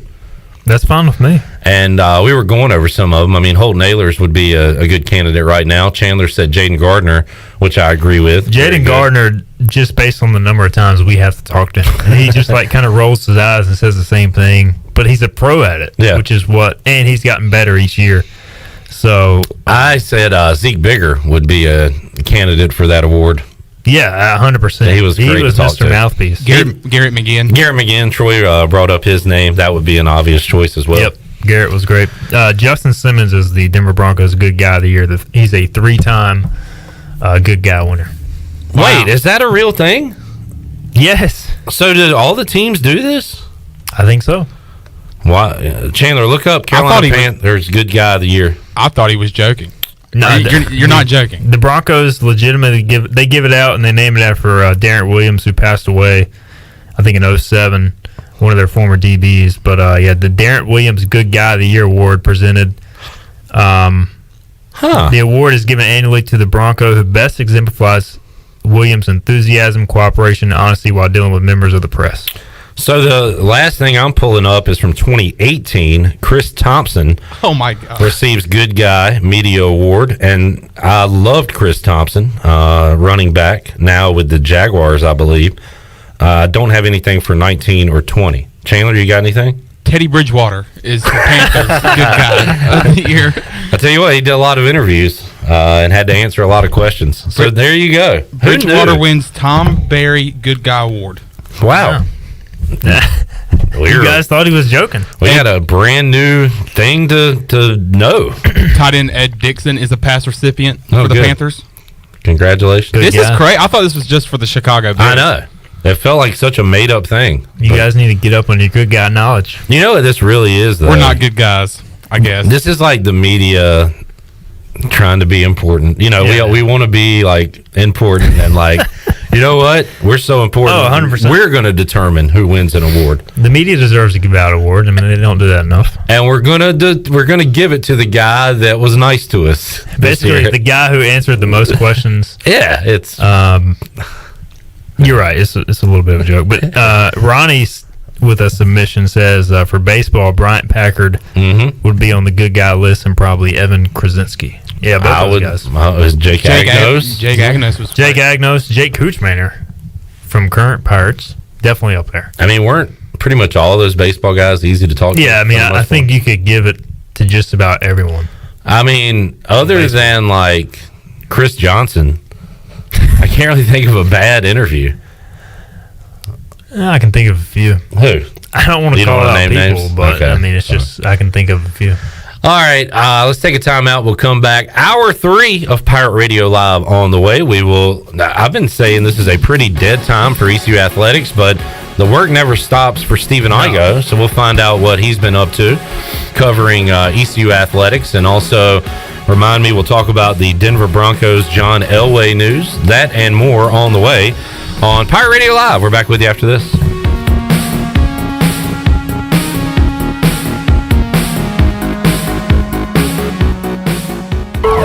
My whole business just went up in flames. but my agent was there before the fire was out. We started a plan. I've got 25 employees who could be out of a job if we didn't get this place running again.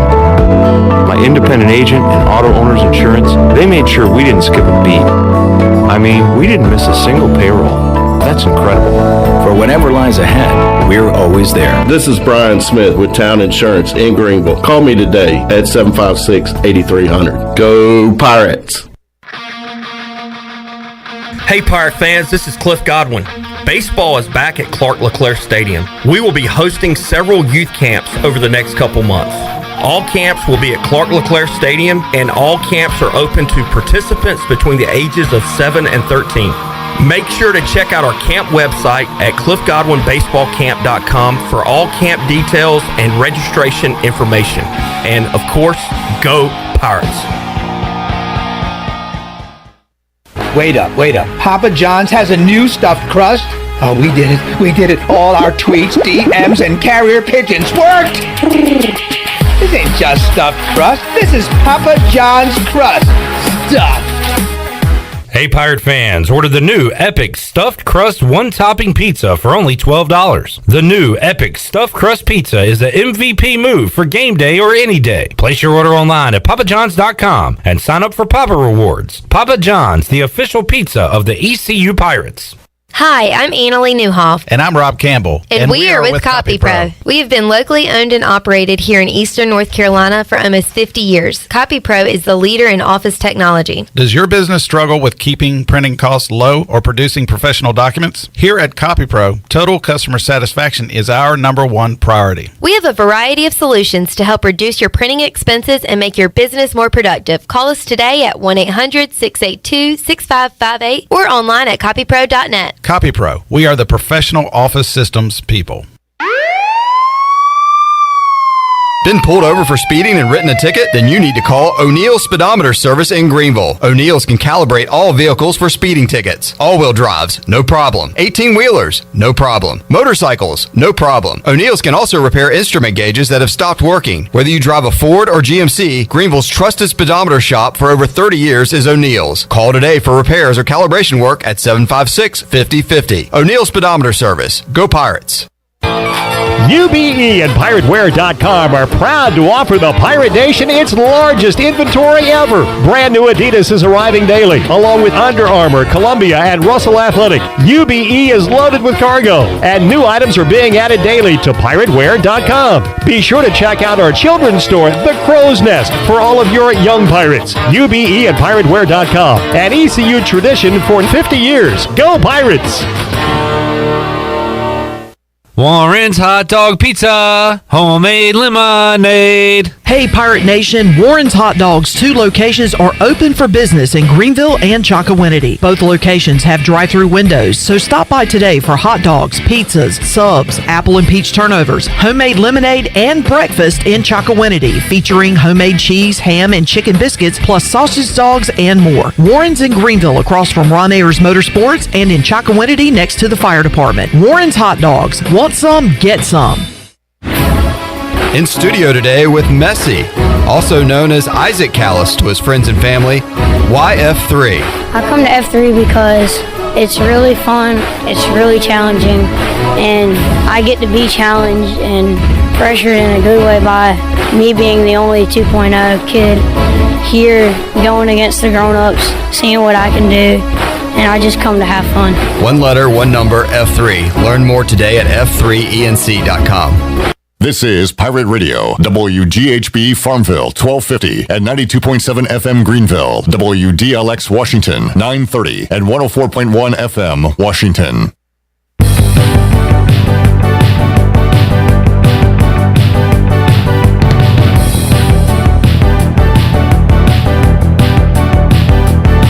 You're listening to Hour 3 of Pirate Radio Live. Now, back to the show. Welcome back. Tiebreakers is open every day at 11 a.m. and is the best place to watch your favorite sports while enjoying the best wings in town, sandwiches, appetizers, cold beer, and more.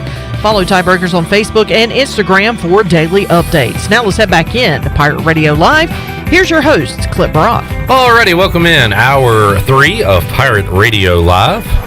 Clip Rock, Stephen Igoe here. Igoe hanging out for the next 40 minutes or so, and we will talk ECU athletics. I guess this is our short segment here, Igoe, but okay, we'll do a little crosstalk. We have some basketball to discuss. We'll briefly talk about ECU's loss to Tulane, also look ahead to South Florida. But what else is going on right now, if anything, with ECU athletics? Not a whole lot. I mean, it's pretty quiet. It's kind of the calm before the storm with spring. You're going to have every single sport, basically, besides men's basketball, women's basketball, and football going on at the same time. And even spring football will kick up in March. So the calm for the storm is going to be crazy. We still haven't seen a baseball schedule yet, or any of those schedules. Right. I was going to ask about that. We will talk to Cliff Godwin coming up next Monday as we start to turn our attention to baseball. What about recruiting right now? And how weird is it going to be with high school football potentially going on a little while from now and recruiting? I was talking to Michael Allen, 4-star from JH Rose last night, and he was kind of talking about just how itching he is just to compete. He plays baseball, football, and runs track, and he's like, man, I just hope we get to play because I want to compete. And he said it for him, and he's a 4-star recruit for 2022. It's kind of slow right now because a lot of schools are focused on the transfer market. So everybody's kind of recruiting the transfer market. The 2022 class, I think, is going to be impacted greatly because of the seniors coming back and just the lack of scholarships overall. But like ECU, like most schools, are looking at, I think, kind of trying to fill out with transfers or just some older kids to fill out this recruiting class. Talking ECU athletics and more with Stephen Igoe here in Hour 3 of Pirate Radio Live. Also, we will open up the booty bag this hour, Shirley Rhodes, and make somebody a winner. So stay tuned for that as well. More to go on Pirate Radio Live. We're back with you after this.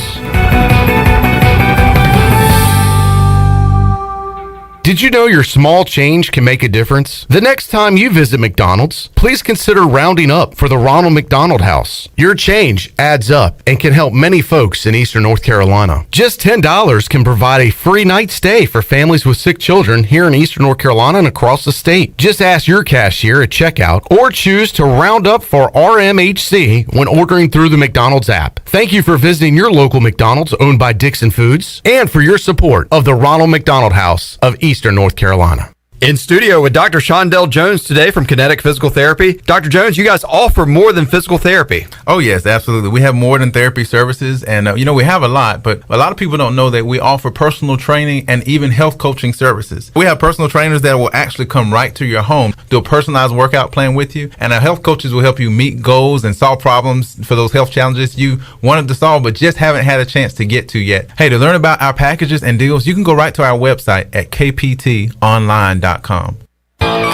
UBE and PirateWear.com are proud to offer the Pirate Nation its largest inventory ever. Brand new Adidas is arriving daily, along with Under Armour, Columbia, and Russell Athletic. UBE is loaded with cargo, and new items are being added daily to PirateWear.com. Be sure to check out our children's store, The Crow's Nest, for all of your young pirates. UBE and PirateWear.com, an ECU tradition for 50 years. Go Pirates!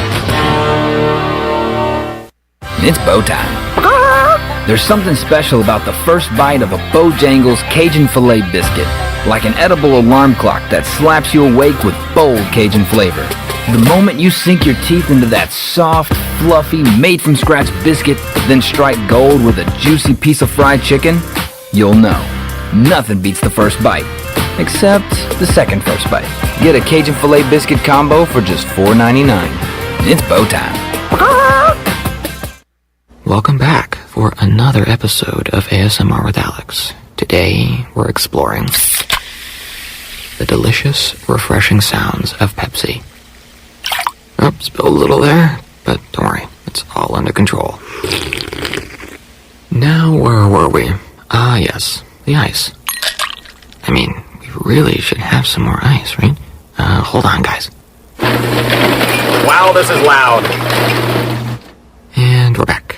Like I was saying, the delicious, refreshing sounds of Pepsi.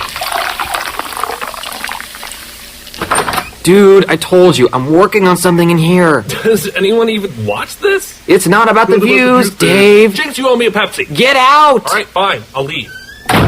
Finally, now for the best part. Pepsi. That's what I like. Nailed it. My subscriber is gonna love this one. Are you gonna finish that Pepsi? Hey, welcome to Jack Brown's. What can I get you? Can I get a vodka soda with a lime, please? No liquor, just beer. We have beer out the wazoo. And we don't even know what a wazoo is. IPAs, sours, gozas, wheats, stouts, porters, you name it, we got it. Drink 100 beers and join the Notch Club. Don't be a nerd. Ask about the Notch Club. Yeah, we've got the best craft beer in Greenville. Awesome. I'll take a pack to us light. You got it, on the way. Jack Brown's Beer and Burger Joint, located at 805 Dickinson Avenue, right in the heart of Uptown Greenville. In studio today with Cold Cut, also known as Tony McKee to his friends and family. Why F3? I come to F3 because it's family for me. My biological family, they're way out of town, and F3 has been a family, no joke. The fellowship and the camaraderie and being able to hold each other accountable, that certainly is important for young men that come our way. So I'm glad to be able to be a part of someone's life. And, you know, sometimes church is once a week, and F3 can be every day. One letter, one number, F3. Learn more today at f3enc.com. This is ECU head baseball coach Cliff Godwin, and you're listening to Pirate Radio, the voice of the Pirate Nation.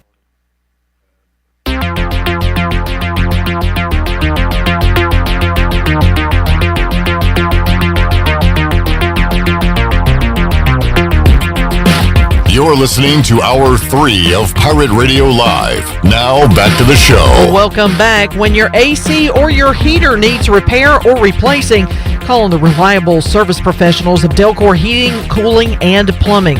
Go to delcorinc.com or give them a call at 252-321-8868. Delcor, the service professionals in Greenville. Now let's head back in to Pirate Radio Live. Here's your host, Clip Brock. Alrighty, Hour 3, Pirate Radio Live here on a Tuesday. Happy New Year to you, Stephen Igoe. Happy New Year to you as well. How was your Christmas and New Year's? It was good. It was good. I can't complain. Got to spend some family time, got some downtime. So it was good. I enjoyed it. I know yours was a little tough, but... Yeah, I think we might do some Christmas this weekend at my parents' house. Okay. So we weren't able to do it in December. Well, did you have anything on your wish list that you received? You know, not really. I mean, I got mainly clothes this year. Yeah. You know, homeless. So yeah, that's good. You need a new wardrobe. Yeah, I need a new wardrobe. Bad thing is I got a lot more T-shirts and workout clothes. Not too many. I did get a couple polos. Okay. And but mainly some new gym shorts, workout clothes, that sort of stuff. Got a couple games, DVDs. So what games are you playing? DVDs, they're still a thing? Yeah. Me and my wife just randomly get some DVDs. Okay. What games are hot? Games I got the new. It's called Cyberpunk 2077. Oh yeah. But I haven't played it yet, and it's apparently broken on the PS4 and Xbox One. But I lucky enough to have the PS5. I got fortunate before Christmas, so it should be good to go. I just haven't gotten to play it yet. Yeah, that's like one of those Grand Theft Auto. You're kind of out there in your own world, yeah, doing like stuff type of thing. Open world. Yeah, open world, bunch of crazy stuff. All right, game talk. I haven't asked Shirley or Chandler. Did y'all get anything cool for Christmas? Or are y'all too old for cool gifts? I got a cool gift. Back in the day, me and my best friend used to play Where in the World is Carmen Sandiego, but we played I guess you could say the Apple version of the game on the computer. I had that, yeah. I remember that. Well, we loved that game, and my best friend found I wouldn't call it pocket size because it wouldn't fit in my pocket, but it's a small handheld version of Where in the World is Carmen Sandiego, complete with the old school graphics and everything. So that's one of the coolest gifts I got this Christmas. So I'm pretty excited. I haven't had a chance to play it yet because it requires much thought, and I don't have that kind of time right now. I love the nostalgia gifts like that, though. Oh, that's yeah. pretty cool. Well, I mean, I got an original Light Bright one year, which I still have. I got an original Easy Bake Oven one year, which I don't have anymore. So those nostalgic gifts, I mean, I'm all about it. It would be really cool to have, but I don't think I would ever play it, is they have like the NBA Jam arcade style things that they sell now. Like, that would be cool to have. I just don't know if I would get my money's worth out of it. I feel like it would just sit in the garage. Yeah. And you could like show your friends. Yeah. And play it when they come over. But are you gonna go out there and play it by yourself? Yeah, good point. Text in from I'll let you figure out who this is. Shirley, it says, not only would I not watch the show Shirley likes, I wouldn't play the game she likes either. You know what? Troy can bite me. That was stemming back from Monday's show. And I watched the television show too, as a matter of fact. I watch that every day, I feel like, after school. Was it on PBS? It was on PBS. Yeah. You remember the name of the a cappella group that did the opening thing? I remember the song, but what was it called? The name of the group was called Rockapella. And the only reason I knew that was because I actually contacted them because at what yeah. What, do you send them fan mail? No. Actually, at the time, I was in charge of entertainment for a Relay for Life event, and I thought it would be cool to have an a cappella group come and perform, like as a, kind of a draw, until I saw their price tag, and it was ridiculous. Rockapella. They wanted, it was ridiculous. It was something like, I think it was $10,000 per person, and there's 5 of them in the group. It's 4 or 5 of them. Jesus. They wanted their flight paid, hotel paid. That's separate from the $10,000 a piece. And I was like, this is a fundraiser, but whatevs. And I just that kind of divas there. Yeah, I was like, are you serious? You don't need any equipment. You need freaking microphones. What do you need $10,000 for? All right, there you go. Chandler, anything cool for Christmas? Santa Claus must have known that I graduated from college because I got a bunch of East Carolina alumni apparel. Santa Claus knows everything. What do you mean? Yeah, that's true. Yeah. And what if he didn't and got you Long Beach State? He just got confused. I would send it back. I'd find out where he got. Well, I just sent it back to North Pole. Yeah. But I also got the Hey Dude shoes. Have you heard of the Hey Dudes? I used to watch Hey Dude on Nickelodeon, but I've never heard of the Hey Dude. Let me look these up. There's a new brand of shoes called Hey Dude, and they're very comfortable. Okay. Dave Nichols a big fan. That's a good one. All right, Hey Dude. I've never heard of these shoes. There's no laces on them. You just kind of slip them on, and they're very, very comfortable. Oh, okay. They look kind of cool. And so I got those. And then I also got a really cool game. It's like mini cornhole. And it's kind of like beer pong, but you get a long table like beer pong, and you set the cornhole boards up, and you toss the bags across the table. And I'm going to try to make a drinking game out of it. I'm going to make a drinking game out of it. Sounds like a good tailgating game. Shouldn't be too difficult. You know who's very competitive at beer pong is one Stephen Igoe. How do you know this? Because we hung out at Ronnie's one time, not too far in the past. Very competitive. And good grief, man, you're like an animal. You flip the switch when the lights come on. Yeah. When anything is on the line as far as winning, competition, anything at stake, Igoe comes out. I got into it with some guy I didn't know. You did. Talking junk. You did. That was pretty hilarious. And you guys started singing a bunch of songs that were crazy. Fun times. Well, I'm scared to party with y'all now. Yeah, we're wild dudes. Bring your game. Let's play it. No, I don't want to get too competitive. I think I was going to beat you up after the game. Yeah, if you're not very good, you're going to be off my team. I'll bring the game. We'll have some fun. Okay. All right, Igoe 21 turnovers, basketball. Talk about it. It was not pretty to watch. Was it horrendous? It was horrendous, as Joe Dooley said right after the game. You knew it was going to be bad. Did you watch the whole game? No, I was getting tires put on my car that day. Okay. And I was out of it until the final 7 minutes. Well, getting your tires put on your car was more exciting than watching the start of that game, especially the first 3 possessions. ECU just kind of came down the court and threw the ball away. It was like watching some of their worst teams over the years, and I was just like, this is not going to be good. And it did get better. There was a stretch in the second half where they had 20 turnovers at the 10-minute mark of the second half, and I thought they were on pace for 30 turnovers. Yeah. They did do better down the stretch, but by then they had let Tulane hang around, and Tulane made some plays down the stretch, and it was a weird game. I mean, that ECU really shouldn't even have been in the game with as bad as they played at times, but they made enough 3-pointers against Tulane's matchup zone to kind of hang in there. They just couldn't get the ball inside of Jaden at all. Yeah, what was the deal with his poor performance? Didn't have a field goal till the very end of the game. Yeah, I mean, they did a good job from what I could tell watching on TV, kind of denying him the ball. They would pack the paint and sag off the three-point line. And ECU shot, I think, 26 or 28 threes, and they made 10, so a pretty good percentage. But they were content with giving that to ECU, and pretty much every time Jaden caught the ball in the lane, two guys would come off and try to swipe at the ball. You know how Jaden likes to get it and immediately put it on the ground because you go towards the basket. They would immediately swipe at it and steal it. And they did that 3 or 4 times. And then from then on, Jaden was kind of hesitant. So they have to figure out some ways to get him the ball in other ways or make him more comfortable against that type of look. What about South Florida coming up this Saturday? Ronnie and I looked up the numbers for Alexis Yetna, and I think he's like 11-7, something like that. So having a decent year, I guess. I don't know. Have you watched a lot of him? Is he as explosive as he was as a freshman? I don't think he's all the way back 100% yet, but I've watched a lot of South Florida basketball this year for some reason. That is weird. I've tried to watch a lot of AAC basketball, but Will Turner, the guy who runs the South Florida 24/7 site, we always text just about our two teams. And so I try to watch a good amount of South Florida. They are pretty good. I mean, they have kind of a lot of different pieces. They've got a freshman guard, Caleb Murphy, who's run the point, who was a top 100 prospect at a high school.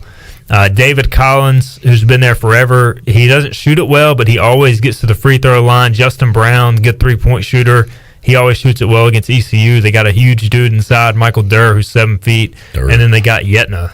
And they have this kid, Castaneda, I think a junior or sophomore guard who's playing well. So they really have a lot of pieces, very similar to ECU, and they got a lot back, and they added a talented guard in Murphy. So I honestly think they're a top half of the team, or top half of the league caliber team. They've proven that. They've gone on the road and beaten Cincinnati. They should have beaten Wichita, and they should have beaten Memphis. They played a lot of tight games. Yeah, so I mean, you're gonna have a lower scoring tight game, and it's going to come down to who makes the plays at the end. And so I expected ECU and South Florida in general have played a lot of tight games over the last 2 years, ever since Gregory and Dooley have been in their current positions. I've done some advanced scouting on Wichita State. I followed their game against Ole Miss on Saturday. Our old friend Hadim C. Was playing in that game. Speaking of decommits like John Walford. Well, he was never technically committed. Oh, okay, never mind. But yes, Wichita State has a guy named Etienne. It's not Travis Etienne. It's another Etienne. Yeah, and he was bombing the other. I think he had like 26 the other night. He's a stud, man. They got 2 pros in him, and Dexter Dennis is the other guy who is really talented. So if their guys didn't have a mass exodus, would they be like top 10? That's what I'm saying. They're still pretty good, right? They're still good. Like I watched pretty much that entire second half of South Florida, Wichita State. Etienne is their go-to guy. He's got a smooth stroke. Dennis is extremely athletic, and then they got couple big guys inside.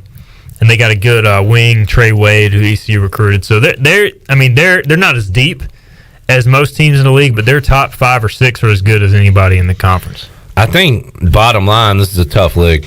It is a tough league, and I think nobody ever talks about Tulsa, but Tulsa is always good, and they beat Houston the other night. Yeah. So I don't know. I mean, Frank Haith's still there. Frank Haith is still there and still winning. There's just even Tulane. Like Tulane, honestly got extremely lucky. Ron Hunter brought in all these transfers who were supposed to sit out a year, and the NCAA passed that all of them are eligible. So they have like 5 transfers who are sophomores and juniors that are eligible this year, and they're still probably the lowest team in the league in terms of continuity and talent and depth, but they're much improved over last year. Although, as bad as ECU played, they still should have won the game. ECU women back in action coming up on Wednesday as they were off to a great start to the conference season. Ran into what looks to be the best team in the league in South Florida, but they'll take on Temple coming up. And I've noticed Stephen Igoe tweeting about and posting a little bit more about women's hoops this year. Yeah, you mentioned it's been kind of a slow time, so I'm trying to give some love to the women. And they've done well. Kim McNeil's done a good job of building up her roster in a short amount of time, and they honestly played well. I think we're had the lead midway through the third quarter in that game, and then kind of fell apart in the fourth quarter. I saw some girl for South Florida had 23 and 21. Yikes. So 21, or maybe she finished with even more rebounds than that, but clearly in the paint. What happened to my girl Chambers in that game? She was getting boxed out quite a bit. I can't say that I watched the entirety of the game, but based on what little I saw. There'll be an action coming up 6 o'clock against the Owls of Temple. All right, let's get a break in. Shirley, as we go to break, let's make somebody a winner and open up the booty bag for the first time here on a Tuesday. Booty, booty everywhere. Booty, booty, booty, booty, booty everywhere.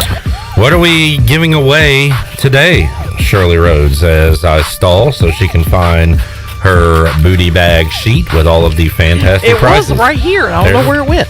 All right, let's do shrimp taco lunch or dinner, courtesy of Chico's. That sounds really good. Love a shrimp taco from Chico's right here in downtown Greenville. That can be yours if you are caller number 12 at 317-1250. 317-1250, caller 12 is a winner. More Pirate Radio Live on the way after this.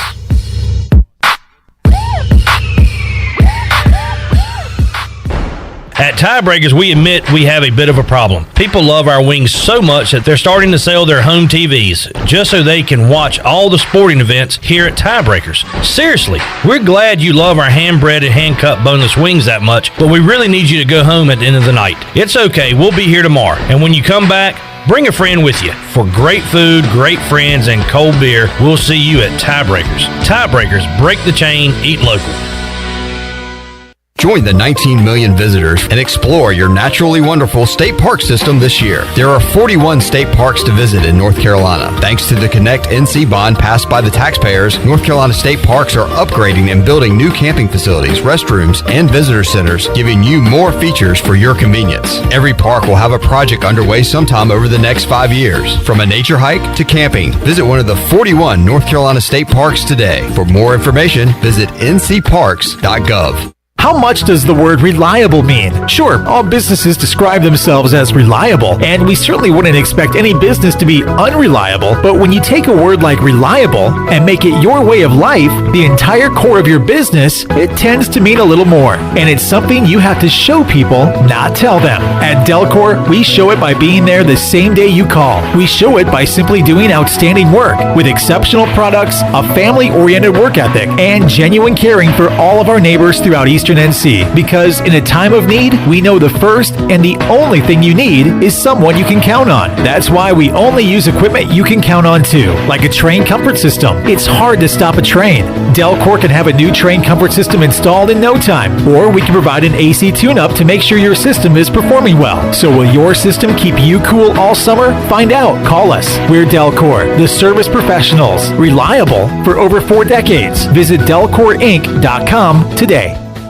We are back, baby. We are back. CPW's is back. Back open every day for lunch. CPW's classic menu is also back with all of your favorites like tortellini CPW's, Cajun chicken and pasta, classic lasagna, the garbage pizza, the stromboli, calzone, Atlantic salmon, the Cajun fried shrimp wrap, and more. Start every meal off with your favorite beverage and CPW's fresh baked bread and garlic butter. CPW's is back. Back open for lunch in the Stanton Square Shopping Center next to the hospital. Follow CPW's on Facebook for daily updates. Over 32 years ago, the Ronald McDonald House of Eastern North Carolina opened its doors as a place to help families stay together and close to the care they need when they have a sick child. With the addition of a second Ronald McDonald House inside the Maynard Children's Hospital, our need to serve is greater than ever as the medical community flourishes. Help us expand our mission of keeping families close as we grow to meet that need. You can show your support by making a donation to the Ronald McDonald House. Visit our website today at rmhenc.org for more information. Thank you for your support. There's no better time to drive away with a quality pre-owned car, truck, or SUV from Greenville Auto World. Greenville Auto World is your authorized rough country dealer. We specialize in lift and leveling kits along with custom wheel packages. Whether you're looking for ground clearance or enhancing the appearance of your vehicle, trust our team for your off-road experience. Greenville Auto World, 3840 South Charles Boulevard across from Hardee's at Bell's Fork, or online at greenvilleautoworld.net. Warren's Hot Dog Pizza, homemade lemonade. Hey, Pirate Nation, Warren's Hot Dogs, 2 locations are open for business in Greenville and Chocowinity. Both locations have drive-through windows, so stop by today for hot dogs, pizzas, subs, apple and peach turnovers, homemade lemonade, and breakfast in Chocowinity, featuring homemade cheese, ham, and chicken biscuits, plus sausage dogs and more. Warren's in Greenville, across from Ron Ayers Motorsports, and in Chocowinity next to the fire department. Warren's Hot Dogs. Want some? Get some. Pirate Radio. We are not coming together to just be average. We want to build a program that will year in and year out compete for the American Athletic Conference Championship and compete nationally against any and everybody. The voice of the Pirate Nation.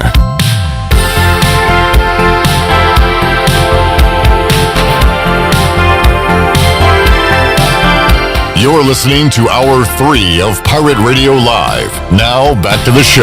Welcome back. Taking a look at the stock market. It was a good day today. The Dow was up 167 points and closed at 30,391. The NASDAQ was ahead 120 at 12,818. And the S&P was up 26 at 3,726. That's your Wells Fargo Advisors financial report. For a personal look into investing, call Wells Fargo Advisors today at 756-6900 in Greenville.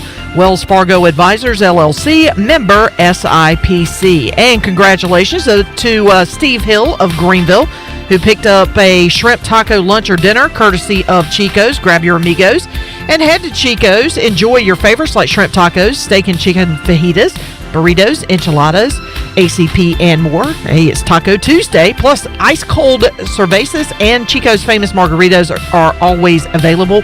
For Mexican food and fun, it's got to be Chico's. Now let's head back in to Pirate Radio Live. Here's your host, Clip Brock. All right, good read, Shirley Rhodes. Steve Hill, a Washington football fan. So he's having a great week. His team's in the playoffs, and he just won some Chico's, shrimp tacos.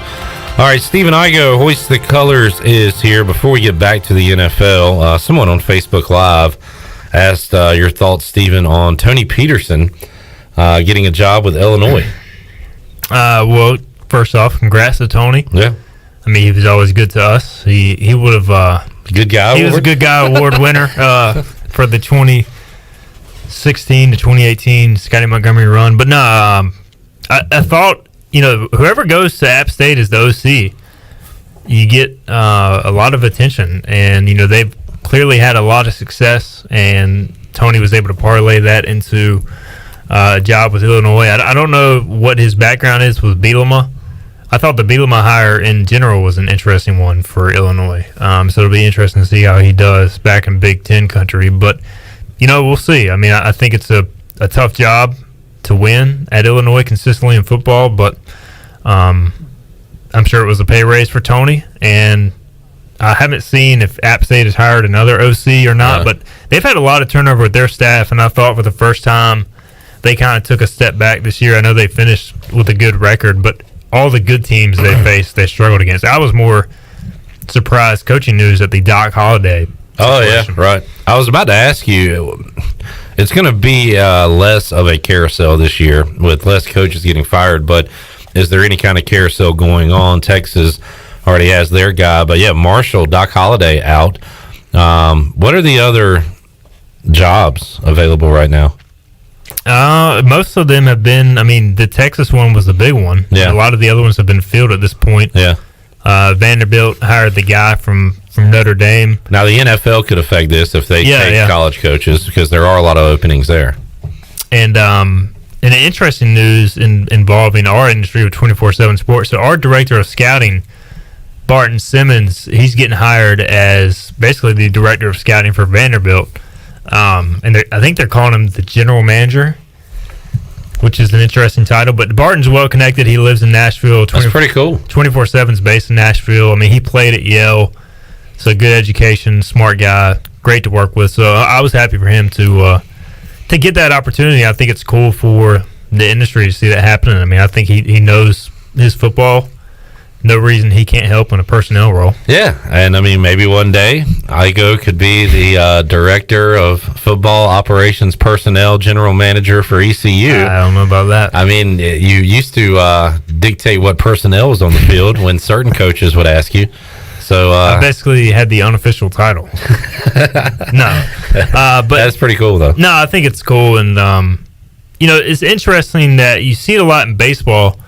Like a lot of people, for anybody that follows the site Fangraphs or even Baseball America, like a lot of those people that scout or do articles or evaluations for those sites have been picked up by front offices going to a more analytical approach. Just all these support roles added in every sport, which it may slow down now due to COVID, but you keep seeing them added and more people integrated that can do different things, which I think is always interesting.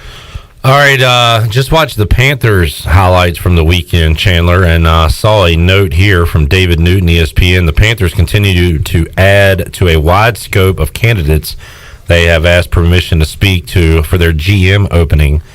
The list includes Champ Kelly from Chicago and Monty Ossenfort from Tennessee. You excited about those names? What is the Monty guy's name, or what is the Monty guy's position? I don't know. In Tennessee.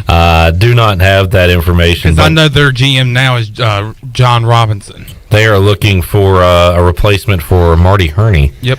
Who is he going to end up in Washington? Firing. Yeah, really. He's got the axe twice in Carolina. The Panthers, they let a good one get away with Brandon Beane going to the Bills. Talked about him earlier. He's done such a good job there. He was under Gettleman, I think, and Gettleman was okay. He's kind of had some hits and misses. Well, they want to get rid of him in New York, I believe. Now, I mean, you draft Daniel Jones, that better work out because that was a questionable move at the time. Jerry Reese, I think, might be the most notable name in that carousel right now. But other than that, I really haven't been paying too much attention to the GM search for the Panthers. I know today the news out of Charlotte today is that they extended Joey Sly to another year, but the question occurs, who made that decision? That's a good point. Washington hadn't had a GM for like 5 years, so who's been making all their moves? I don't know. Maybe David Tepper signed off on the Joey Sly deal. I'm sure. Matt Rule, is he handling player personnel at the moment? Speaking of which, I saw some John Elway Broncos news. Now, I might have got this wrong. You can correct me, but from what I gather, so he's taking a position kind of higher up in the organization, but that means lesser of a role for him as far as player personnel. Yeah, basically I think he's gonna stay the director of football operations and title, or become that role full time. But GM duties, they're gonna hire a GM. So he is basically stepping away from making the football decisions. He said the GM that comes in will have the final say on draft, trades, free agency, but he will still be basically a consultant. His contract runs through 2021, so it's being spun as it was his decision. I'm sure it partly was. I think he just turned 60. I mean, the question is, can anybody there in that organization tell John Elway to get lost? Yeah. Such a tough thing to do, and he brought you 2 Super Bowls, and he's a legend. But his track record, especially when it comes to QBs, has been awful. Outside of, it's kind of like when Jeff Comfer brought in Cliff Godwin, right? Yeah. It's like a no-brainer. He brings in Peyton Manning. It's a no-brainer. Outside of that, the Broncos, whether it's Elway's fault or not, I don't know, but they just have not brought in a good QB. Yeah, I mean, I think his drafting the past 3 years has been really good, but they just haven't been able to find a QB. It was weird because when he signed Manning, they couldn't draft anybody. Like, they missed on so many draft guys. Now he's gotten good at drafting, but they haven't been able to find a QB to supplement the rest of the team. So, but I mean, you look at it this way: 5 years, the first 5 years of his tenure, granted, mostly with Peyton Manning, they were really good. He's played a role in all 3 Super Bowls. He won 2 as a player, 1 as a GM, and then the last 5 years. I always said, once you win a Super Bowl, for me as a fan, you get a 5-year grace period. Mm-hmm. They've had 5 straight years without the playoffs since the Super Bowl. Now John Elway steps away. Maybe he had a 5-year grace period for himself. It's kind of funny because I'm thinking about Philadelphia right now, who won a Super Bowl, and that grace period is getting smaller and smaller. Indeed. I mean, it's funny how it works. I mean, really the first 2 years after they won and Peyton retired, I just couldn't really get mad when they lost because Trevor Siemian was playing quarterback. But now that they're actually trying to build a team and they keep failing, I've actually gotten mad at times over the past couple of years. But I don't know. As you get older, it's kind of whatever. Yeah. Well, I'm back in now because my team's in the I'm playoffs. sure once my team's in the playoffs, I'll be disturbed when they lose. But like now, the Broncos have been bad for so long. It's almost like I went through a long period of not caring, and I hate that feeling. I want to care, and it's nice to care. And 100%. I care about my team right now because they're not even good, but they play hard, and I like Rivera, and I like Chase Young, and I like the way the organization's going outside of the owner. So I'm excited. Chandler said earlier today that the Panthers will host Washington next season, and I joked that it'll be Dwayne Haskins versus Kyle Allen, with Haskins for the Panthers, Allen for Washington. But who is the starting quarterback in that game? And then I'll ask who Igoe's starting quarterback is Week 1 next year. Who's going to be the Panthers QB next year, Chandler? It'll be the guy that we're paying $60 million for, Teddy Bridgewater. Sorry, Panthers fans. For Washington, it'll be Matthew Stafford. Ooh. That's what I want to happen right now. I mean, obviously there's a quarterback situation in Carolina, but I mean, it's looking. I've read a couple articles today is to expect Teddy Bridgewater to be behind center again once again for Carolina next year. Whether we get a quarterback in the draft, will that quarterback kind of sit behind him and develop into? I mean, you look at Patrick Mahomes; they got him at 10.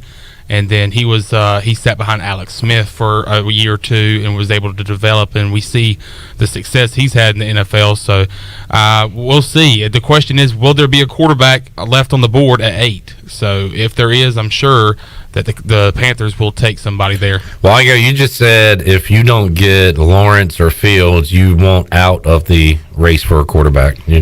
Go another direction. For Denver. Yeah, I do want Denver to sign an interesting backup, though. This year they had Jeff Driscoll, which was a complete joke. I said that from the get-go, and when Drew Lock got hurt, they were pretty much done. But, Lock showed enough flashes this year to get another season. He still hasn't had the same coordinator for 2 years in a row, dating back to like his freshman year of college or maybe even high school. So I hope they roll, and they get Cortland Sutton back. They get Von Miller back.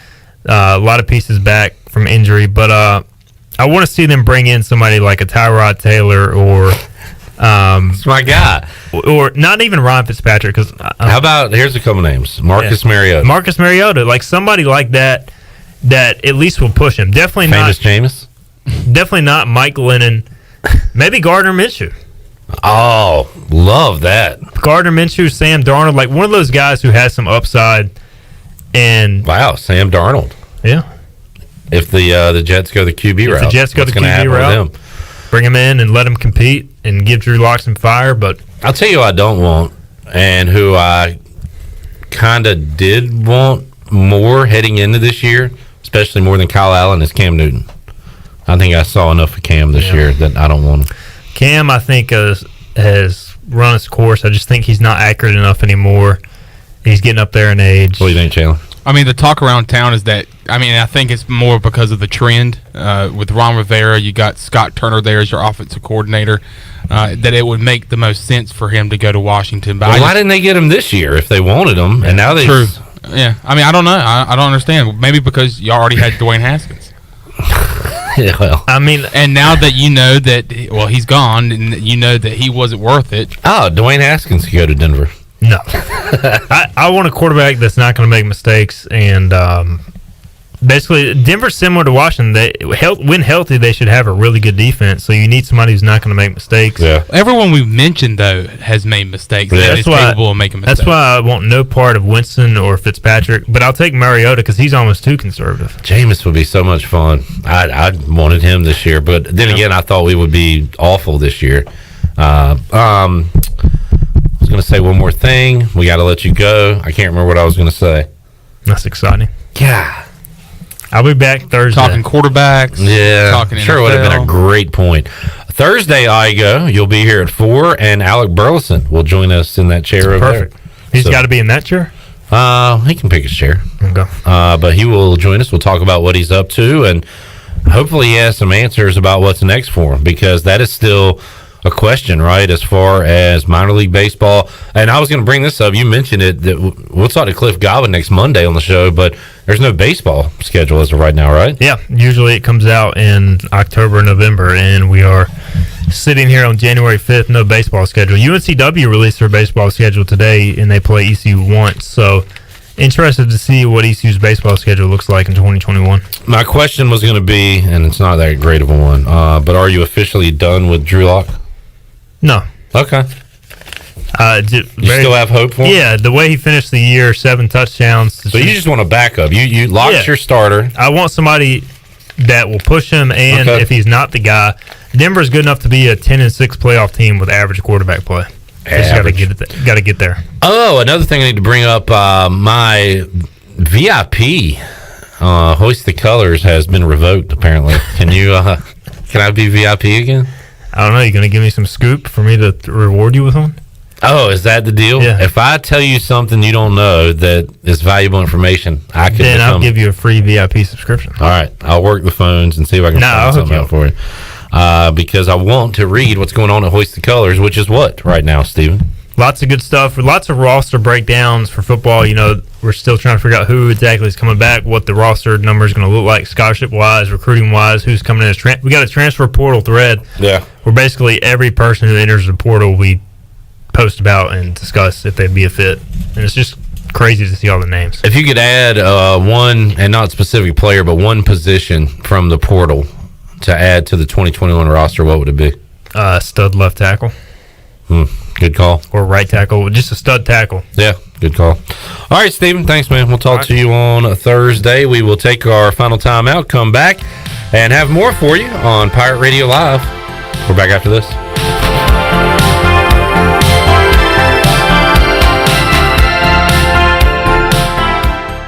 Hey Pirate Nation, this is Tom Brown from Brown & Wood Buick GMC Truck. We've been serving the Pirate Nation in Eastern North Carolina for 83 years. We have 4 brands, 3 generations, 2 showrooms, and 1 goal to make sure you leave a happy customer. Happy New Year from Brown & Wood. This month, all GMC Buick models have employee pricing. Save up to an average of $7,000 off. And as always, Brown & Wood is the home of the lifetime powertrain warranty. We're located on Greenville Boulevard next to the Convention Center, or shop us online at brownandwoodauto.com.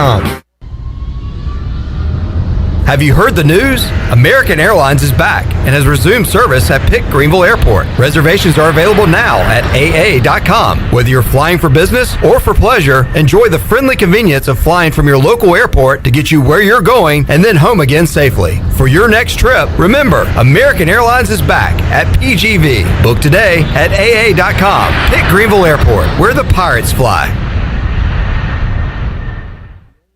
This is Dr. Liz Robinson from Orthopedics East and Sports Medicine Center of Greenville. Our practice offers a variety of orthopedic services, including arthroscopic surgery, sports medicine, total joint replacement, as well as general orthopedic care. We also provide on-site physical therapy and on-site MRIs at our office on W.H. Smith Boulevard in Greenville. For experience in professional medical care, call us at 757-2663 or visit us online at orthoeast.com. Orthopedics East, providing services to Eastern North Carolina and the Pirate Nation for more than 35 years. Go Pirates. Hey, this is Troy D, and if you're looking for some fresh and healthy food options to help you live a healthier lifestyle, but you still want that great taste, then go visit our friends at Villa Verde. Ain't that right, Jay? That's right, Troy. We have 2 locations to serve you. Our original location on 10th Street and Villa Verde Dos, our quick serve location, which is on Arlington Boulevard. And Jay, I love the ACP and grilled chicken and veggies. So many great options. Hey man, we got anything from lobster to roasted pork to rotisserie chicken and salads. Villa Verde, a platform for good.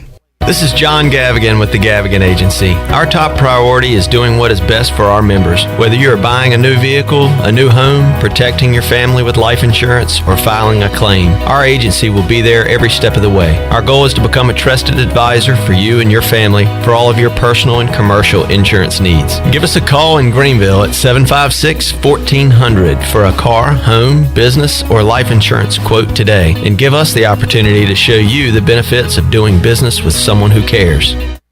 This is Stephen Igoe, publisher of HoistTheColors.net. Recruiting is the lifeblood of any college sports program, and no one devotes more coverage to the future of ECU athletics than Hoist the Colors. Want to know who's going to be the next Holt Nailers or Jaden Gardner? We've got all the inside scoop on the Pirates' most talented recruits and top targets 24/7. Sign up now and get your first month of coverage for a single dollar. HoistTheColors.net, the most reliable reporting on ECU athletics. Turkey, ham, bacon, these and other meats are great around the holidays and every other day, but they all leave behind grease when you cook them, and grease is a real pain in the drain. When you pour grease down a drain, it cools and can clog sewer lines. That can lead to sewer spills, which are messy, bad for the environment, and can also be expensive. Never pour grease down the drain. Instead, collect it in a container like a used soup can or jar. Let it cool and throw it away in the trash. Together, we can protect our sewer system and the environment. For more information, go to GUC.com. When you don't have time to go to lunch, let Jimmy John's deliver lunch to you. With Jimmy John's, we can get a freaky fresh sandwich to you freaky fast. Click to order at jimmyjohns.com. Dinner's great. It's one of your top 3 favorite meals. You just don't want to have to make it. Well, with Jimmy John's, you don't have to. Whether you live in a sandwich delivery zone or head into the store, you can always get a freaky fresh sandwich. Click to order at jimmyjohns.com. Hey everybody, this is David Glenn, and you're listening to my favorite station in Eastern North Carolina, Pirate Radio, the voice of the Pirate Nation.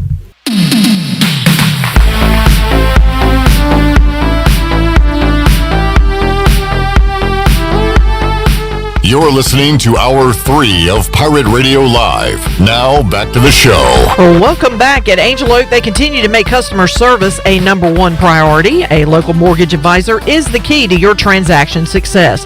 The combination of their local team's experience and Angel Oak's wide offerings of products from standard conventional, government, and portfolio loans has something for every financial situation. For more information, call Talbot Green, Joanne Weir, or Wanda Hager at 751-2060. Now let's head back in to Pirate Radio Live. Here's your host, Clip Brock. Alrighty, thanks Shirley Rhodes. We got a few more minutes to go here on a Tuesday edition of Pirate Radio Live. Here is a no doy for you. You mentioned earlier in the show that there is talk of potentially postponing next Monday's national championship game between Alabama and Ohio State if there are too many concerns with COVID on the Ohio State side. Mentioned that Alabama probably would not want to postpone this if that were the case. And Aaron Suttles, who writes for The Athletic, said, tweeted out, "I've been told SEC Commissioner Greg Sankey is pushing hard against a postponement." So there's your no doy, of course. Interesting. Okay. And kind of one of those deals where the game is scheduled for Monday, and we're going to play it on Monday, no matter what. So, okay. I don't know. It's going to be interesting to see. And then, our Twitter friend Redbeard is likes the conspiracies and everything. And with ESPN involved in this, are they more pro SEC than they are Big Ten, which is on Fox, right? So, does they want the game on Monday? And is Alabama holding the cards? Is Ohio State holding the cards? Ohio State. They weren't even going to play football this year, but got back to it, and now they find themselves in the championship with Alabama. So something to follow there when it comes to the college football championship. Chandler, you got something? Yeah. Speaking of conspiracy theories, I'm seeing around the internet, social media world, that this gives Ohio State time for Justin Fields to kind of get to 100%. Got the ribs banged up? Yeah, he took a shot from Clemson's linebacker, and kudos to Justin Fields. He stayed in there and was still able to throw strikes and throw down the field, which is very impressive. But he obviously, they showed him on the sideline one time. He was in excruciating excruciating pain. There you go. Nailed it. A burglary. But, that's the conspiracy I'm seeing on social media right now. You hate to think that way, but you think that way because everybody's looking for an edge. That's not my conspiracy. No, I'm saying you as the collective you. Yeah. People, you want any kind of edge you can get, right? And if you can get your quarterback an extra week of rest for the biggest game ever, then you try to get it. And it's fun for the fan to come up with these conspiracies and just kind of think that way. I think it's more of like, let's see what we can come up with and let's see what we can spread. I mean, maybe they did have COVID issues. Maybe they do have COVID issues. And if so, hopefully everybody's all right. Hopefully they can get back healthy. But well, you want to think that everybody is on the up and up and being honest and up front. But the older I get, the more conspiracies I have about the world. Yeah, I'm the same way. Because the less people you trust, the older you get, the lesson you'll learn in life, Chandler, as you grow older. Lesson learned. All right, so college football again. I sprung this one on the producers today. That the Heisman Trophy presentation is tonight. Kind of a ho-hum deal there. Not too interested in it. Although it would be cool to see a non-quarterback or running back win the award for the first time since the early 90s with Desmond Howard. Although Charles Woodson, of course, but he would be the first wide receiver since Desmond Howard in the early 90s if Devontae Smith were to win that award. If they give it to Trevor Lawrence, it would be more like a Lifetime Achievement Award, right? Because he was injured out with the... due to COVID earlier this season and didn't put up tremendous numbers. But I think there's still an outside shot they could give it to him just to say, Trevor, heck of a career. Yeah, I mean, 4 years as the starter in Clemson. And what a career he had. I actually was looking up at some of his career stats, and they're just out of this world. I think I saw 90 career touchdown passes to like maybe 18 or 19 interceptions. Like, it's insane. But if you look at the season, Devontae Smith has had an incredible season. And, you know, if you're the committee, like, do you think about that? Or, I mean, not think about, you know, it's been a while since a receiver has, you know, won the award. Obviously, they're going to look at the stats and the performances. But Devontae Smith, what a fantastic season he's done. But Mac Jones, who's also a finalist for this award tonight, giving him the football. And is the running back Harris on the outside looking in, or is he a finalist as well? The four are is it 3 or 4 finalists? I guess it would be Fields and there's Lawrence. 2 Alabama players. Okay, and, so it's only Jones. It and is Smith. Jones and Smith. I would give it to Harris, and he's not even there as part of a finalist. So yeah. Because, I mean, he's been unreal. It just tells you about the juggernaut that Alabama is. Yeah, and Jalen Waddle could be their best offensive player, and he is hurt, although I did see that he could potentially be back. Wow. I Really? read that today, I believe. What an addition that would be for Bama. Yeah, if they could get him for the championship. Let me see that article. Nick Saban says Waddle has a chance to return. He wants to see him. Let's see. He's been running. We need to see him in practice. But that would be huge if they add him to the arsenal. I saw a stat, Chandler, that Trevor Lawrence is undefeated in every state he's played in but one in college football. Name that state. I don't know. Would it be... I'm trying to think because he hasn't lost. He's lost a lot. 2 games, both in the same state. Would it be New York? Did they lose to Syracuse one year? No. They lost to Syracuse one year, but it was at home. And that wasn't Lawrence, I guess. That might have been Deshaun Watson. Oh. Yeah, I have no clue. They lost in the Sugar Bowl, which is in Louisiana. At the Superdome. Yeah. Yeah. So that will be coming to trivia on Wednesday night, by the way. Wow. I like that little stat. Sneak peek. Yeah, I like the Trevor Lawrence stat there.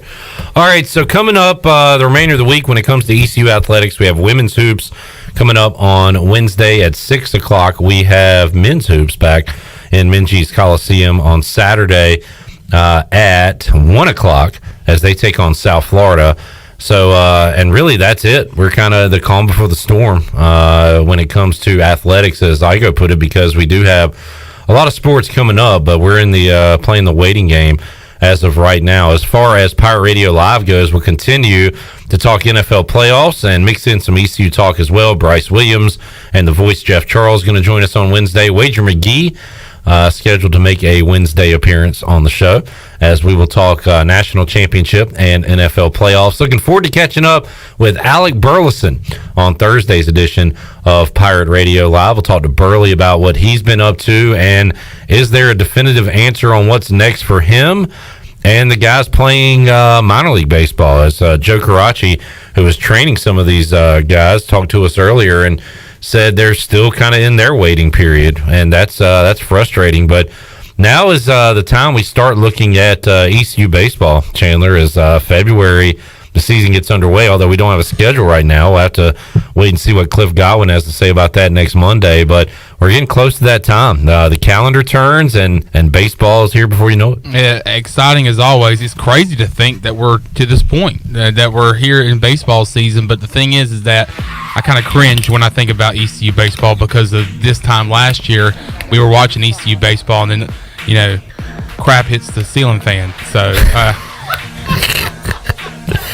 I mean, you really added to a visual to that. Like, the crap hits the fan is one thing. You kind of just move on. But when you say the crap hits the ceiling fan, it adds an extra wrinkle to it, I mean, it's going all over the place.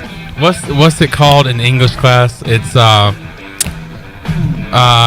boy. You're creating like a picture with words. There's a word for that? Yeah. I don't know what it's called. All right, well. I wasn't an onomatopoeia. What's that? No, that's with like saying boom and a like sound? Bang. Yeah. Okay. Good, Clip. That was good. But I was wrong, but good anyway.